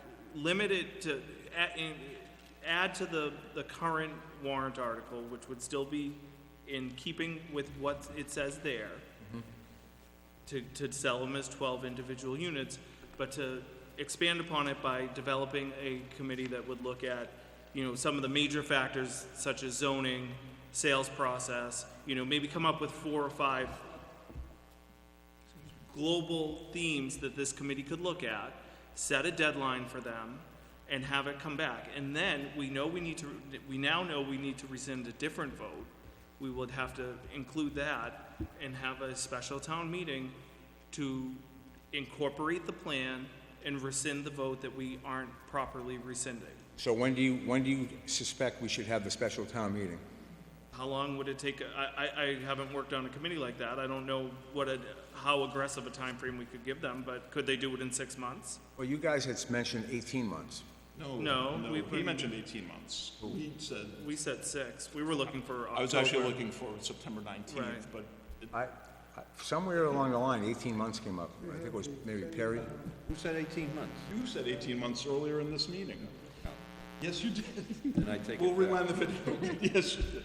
We're not saying 18 months, we're like 3 or 4 or 5. It shouldn't take 6 months, honestly. I thought you'd said that it took 2 or 3 or 4 weeks. That was what I read It took a couple of yesterday. years to get the ultimate recommendations of the military housing It's committee. gonna be. Well, that's the problem, Dave, because when that happened, the market tanked, and that was the excuse they used, that why they bailed out. I mean, I don't wanna wait 18 months, I don't wanna wait a year. I wanna get it done as soon as possible. I understand that. And this is definitely, and I thought we were talking about the 2005 vote, because that's what was brought up.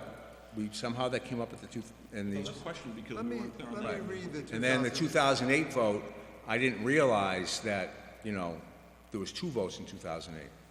Here is the 2005 vote. On motion duly seconded, it was unanimous and vote in favor to establish a committee to be known as the Coast Guard Housing Design and Development Advisory Committee to advise the Board of Selectmen with the implementing a development plan and process for the reuse of the above referenced property. Committee should consist of 2 members selected from the Board of Assessors, certified abutters list, So, and appointed by the Board of Selectmen. 1 member of the Town-Owned Land Study Committee. 10, I don't know if that exists anymore. 1 member of the Planning then there's Board. one in April. 1 member of the Zoning Board of Appeals. 1 member of the Community Preservation Committee. 1 member of the Advisory and Finance Committee, and 1 at-large member appointed by the Selectmen to report back at a special or annual town meeting. So that was done, and they came back, and the town meeting they came back, it was 2008. I think they were before that too. but That I was the think- annual 2008 Yeah, meeting. right, the annual, and here's what happened there. You have the annual 2008 To vote? see if the town will vote to accept the recommendations of the Military Housing Advisory Committee, so there's kind of a disconnected name, and to authorize the Board of Selectmen to proceed by issuing a request for development proposal or take any other action with it. On motion duly seconded, it was unanimous vote in favor to accept the recommendations of the Military Housing Advisory Committee and to authorize the Board of Selectmen to proceed by issuing a request for development proposal. So the question is, what the hell was the recommendation of the committee? Because that seems to be what was I think accepted it's the here. RFP that has continued to float around. And the, so there's a whole section in the Yeah, that's exactly- FinCom statement.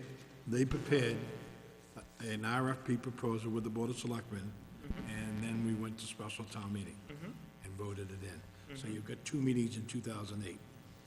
The warrant article only cites a special town Dan, meeting. you know, you should do, and the words here, and going back and forth, the Valley Road School, this seems the same process, same identical process.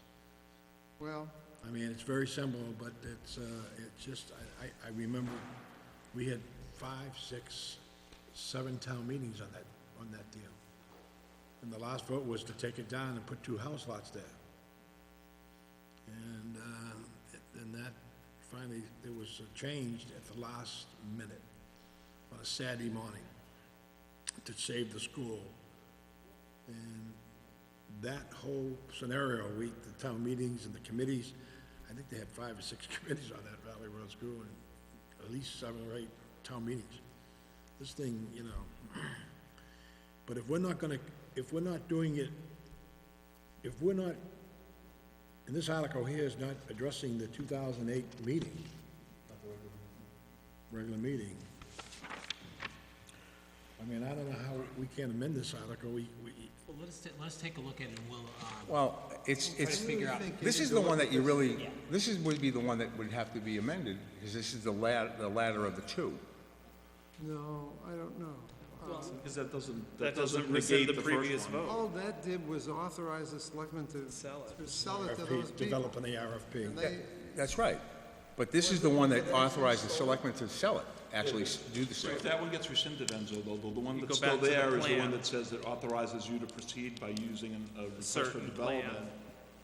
That's the one that's still in Yeah, effect. Article So nine- This one here Okay. is saying the Board of Well, I'm Selectmen, just trying to look for a way to, that one doesn't kill the other one automatically. this Board of Selectmen to put in the single-family homes with the multiple condos. Right. That was the vote. And that was the vote of the town meeting. There was three choices that annual town meeting had, and they selected that one there, which was, I believe, was in the middle. Either going, selling the 12 units, or I forget the three options, but this is the only option. I think that might have been a RFP. different town meeting. Yeah, And that town meeting set up the 2008 town meeting. right. And the 2008 town meeting says adopt the recommendations of the committee, but doesn't say what they were. And I think you have to look at the FinCom discussion of this in the 2008 annual meeting FinCom report. Yes. Because they had a list of 5 goals, but I think they were goals that were to be responded to by the person or the organization that was gonna carry it out.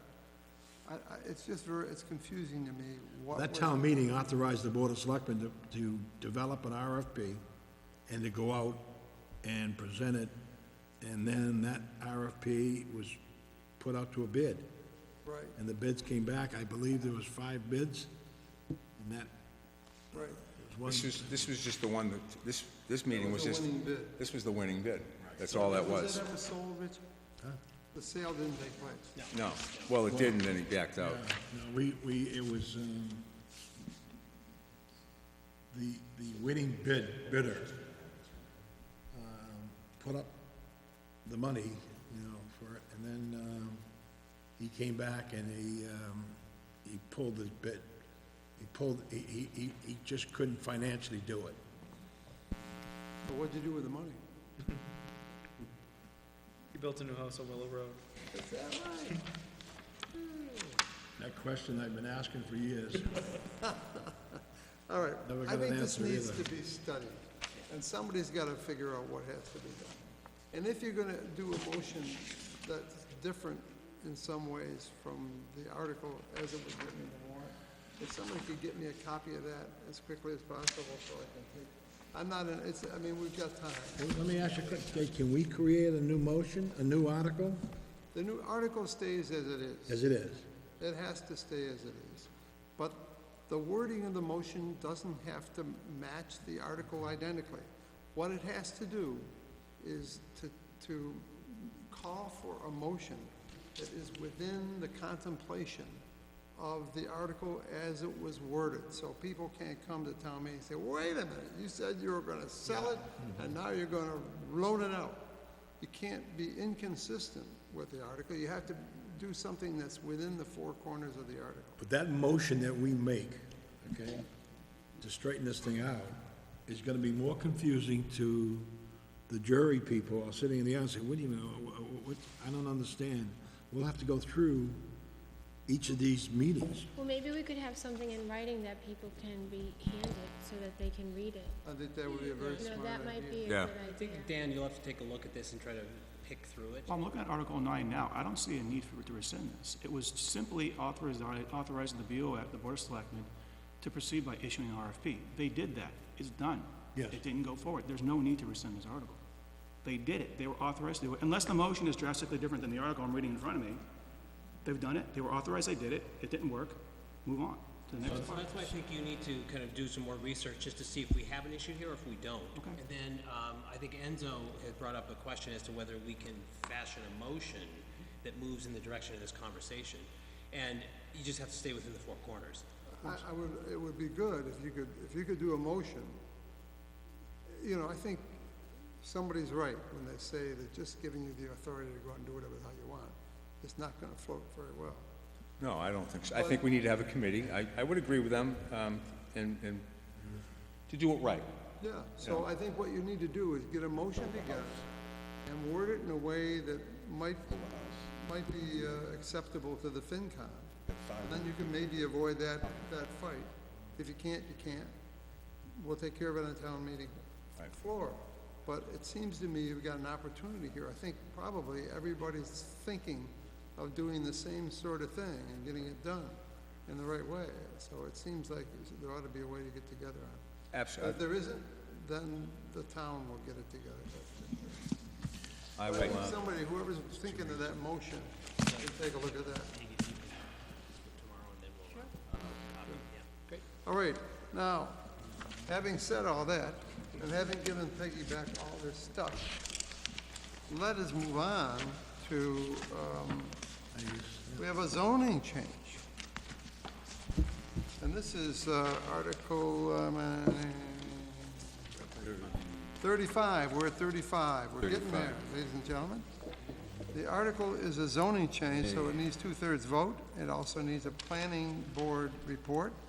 And what is the general, can you say for the people in television land, what's the general gist of what's intended to be done here? This is the one on the sewer? No, this is the site plan? The site plan?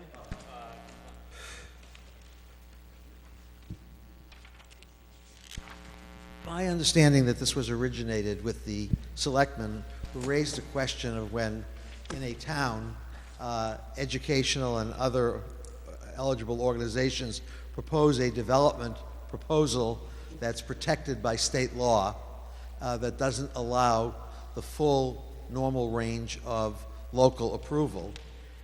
But that law does in fact allow the town to have, if it has so provided previously, site plan review of the proposal. And so to the extent that any such developments are proposed in the town, and we pass an amendment of this nature, it gives the planning board, to the extent that the law allows it, a chance to modify the proposal, comment on the proposal, shape the proposal in a way that will protect the town, rather than sitting idly by and letting somebody simply do what state law allows. So this proposition tries to the extent possible, preserve local input into any such development in Nahant. Thank you for that brief description. 2/3 majority, planning board report, zoning ordinance amendment number 35. Article 36 is a stormwater bylaw. To amend the stormwater management bylaw as voted in Article 1, April 25, 2015, as recommended by the Attorney General. So move by adding amendments as all recorded in the town clerk's office. Peggy, what you got in there? So Richard has this one as well. Richard, this is yours too? Yes, I get all the good stuff. In this particular case, we proposed and the town passed a stormwater drainage-related bylaw, which required that under certain construction projects, methods be undertaken to mitigate the drainage of inappropriate materials into public water supplies and sources and into the groundwater. The Attorney General accepted the basic, and the town meeting accepted that.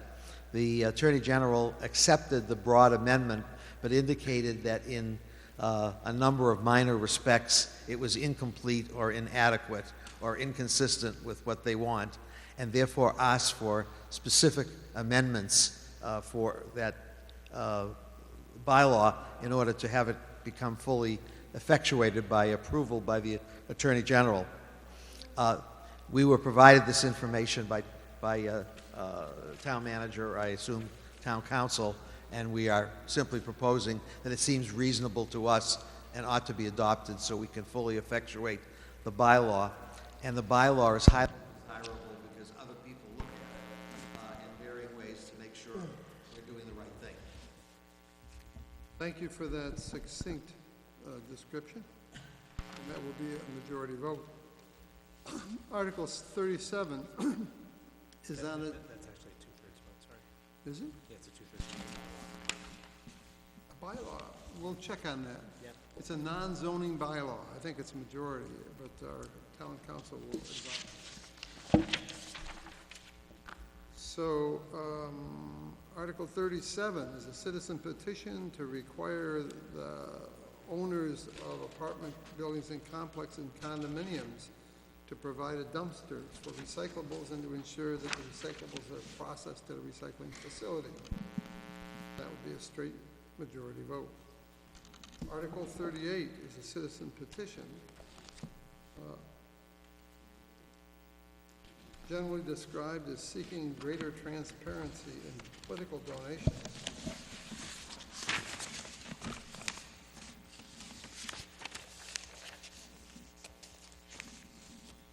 Does anybody know what is being sought here? It appears to, the petitioner is looking to get, have the town state that they would like to send to our state rep, senator, congressman, a sense of the town that we would like to see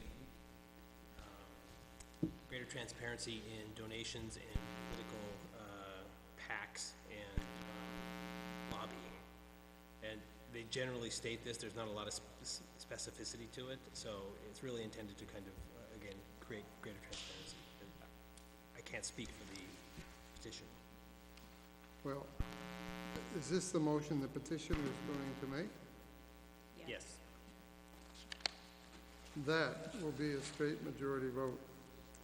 Article 39 is a citizen petition requesting the state senator and representative not support a call for Article 5, Convention of Amendments to the Federal Constitution.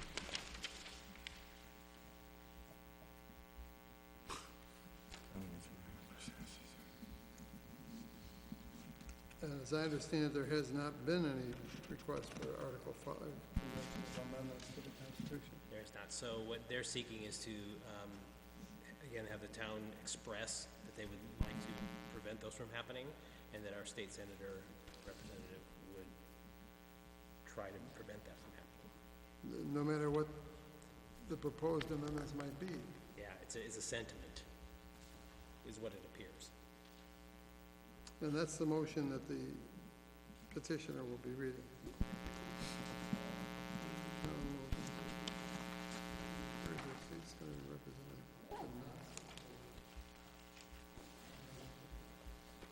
That's a straight majority vote. Article 40 is a citizen petition to pass an ordinance to reduce gas leaks.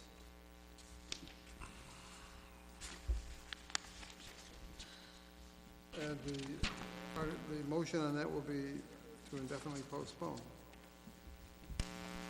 That was our recommendation. Do we have the authority to override the petitioner on the motion as the You have finance a- committee? Finance Committee has a motion, has the ability to recommend disposition of any Okay.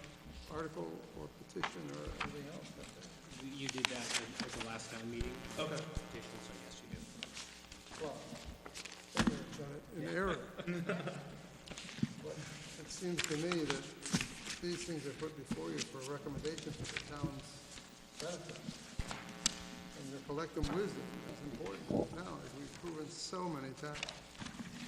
So we appreciate your thoughts and your move to indefinitely postpone the basic article. Article 41 is the traditional last article to accept gifts from various commissions for various purposes, and that will also be very simple and quickly executed. So, I think we've made some progress tonight. Usually we just sit here and say, majority, two-thirds, whatever. But hopefully it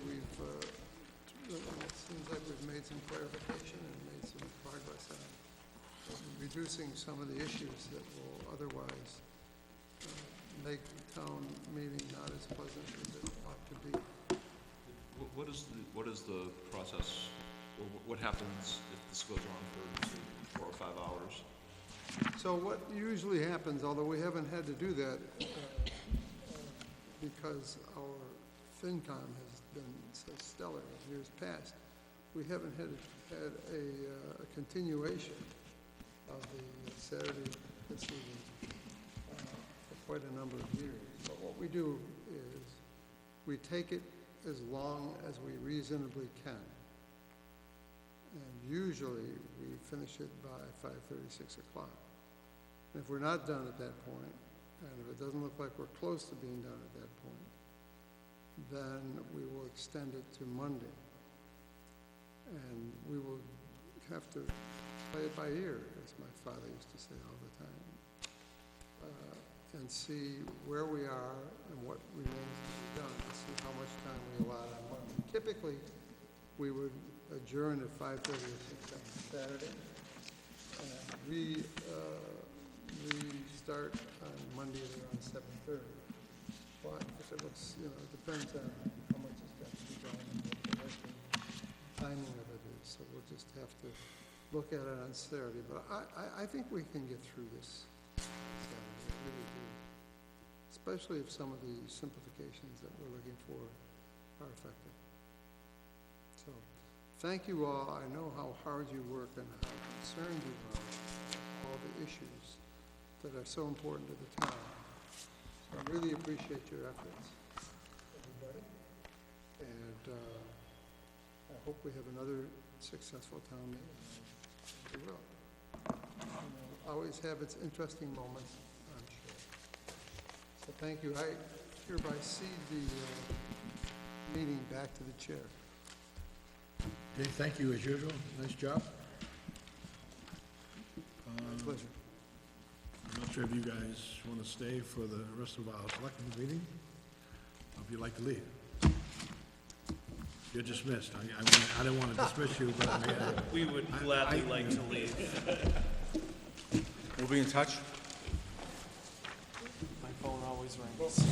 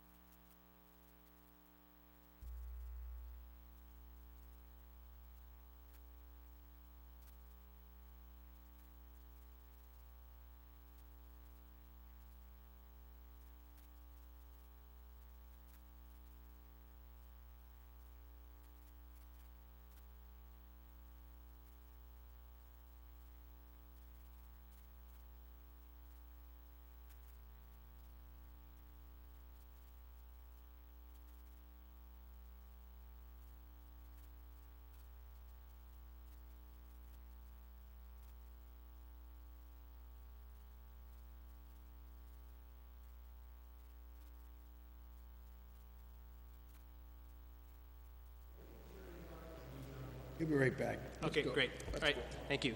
It was a very good moderators meeting, and we've got a few items that we have to take care of the selectmen meeting. Richard Snyder from the planning board already did the planning board review report, so we'll go past that issue. He'll also provide that at the town meeting as well. The question had come up amongst the selectmen about the Charles Kelly Scholarship amount.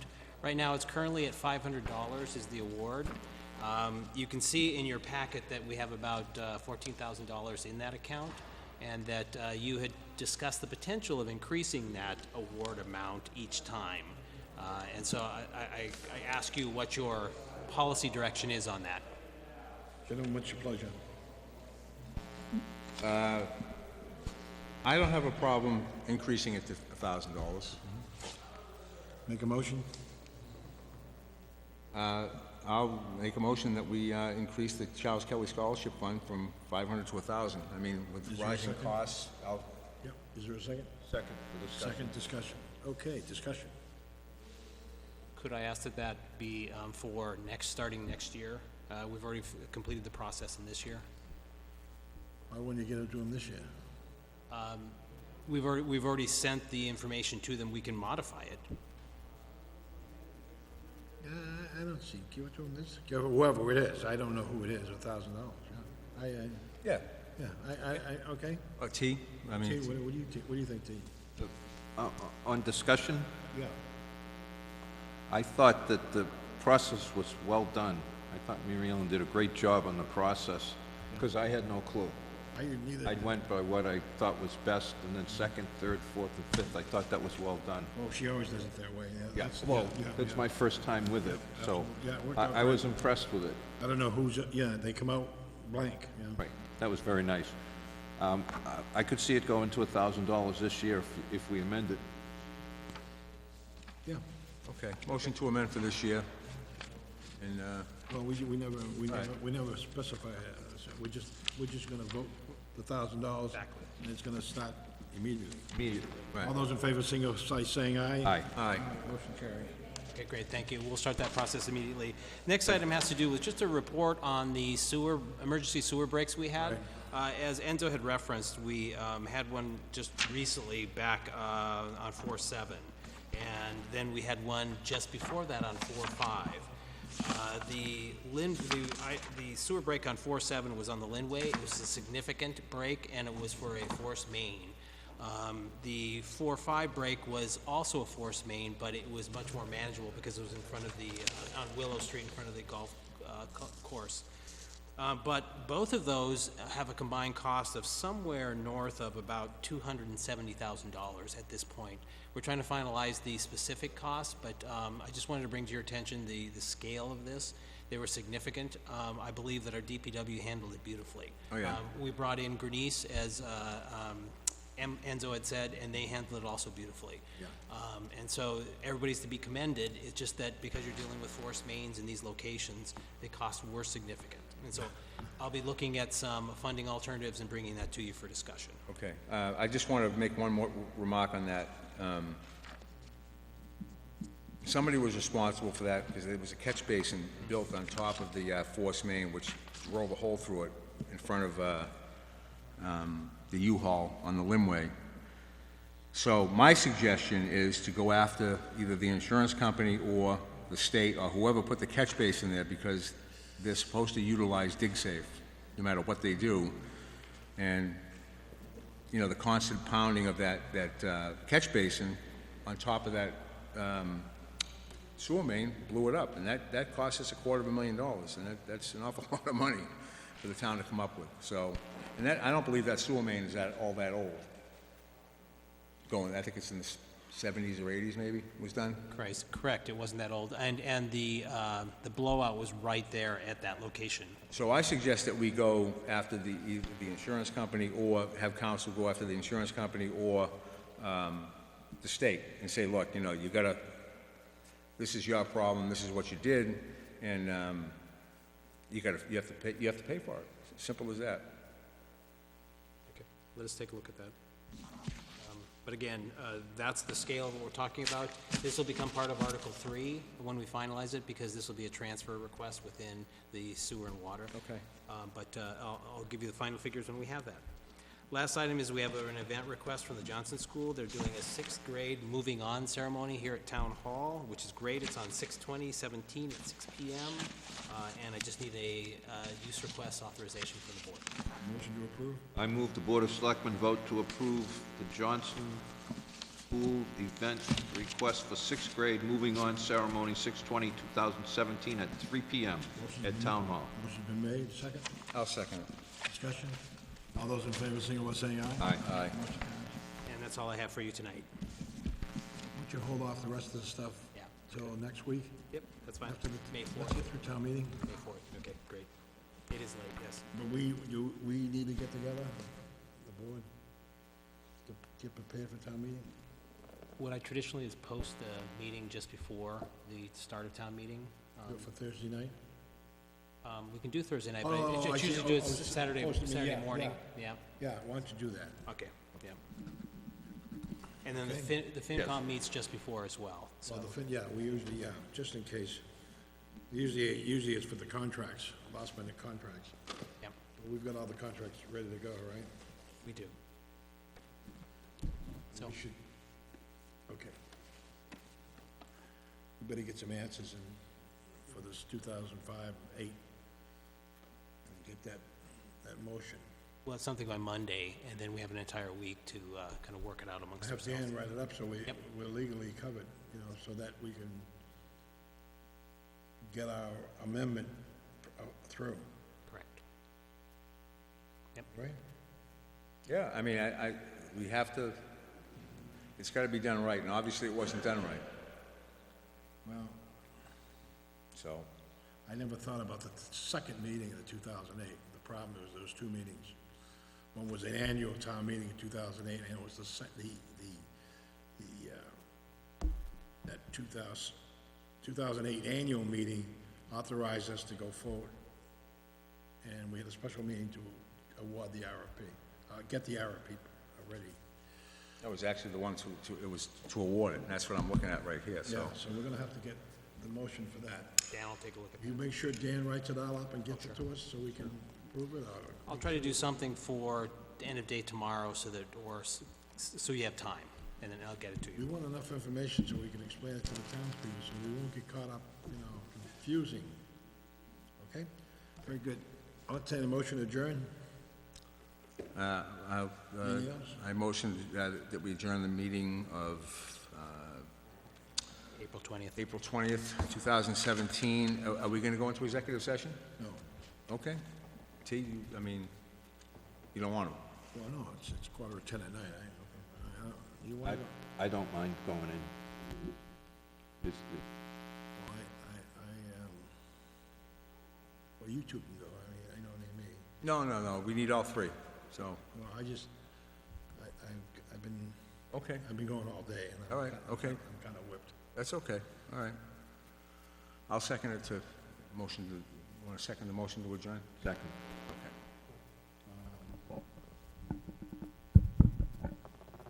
Before we adjourn, why don't you schedule a meeting next Thursday night? Okay.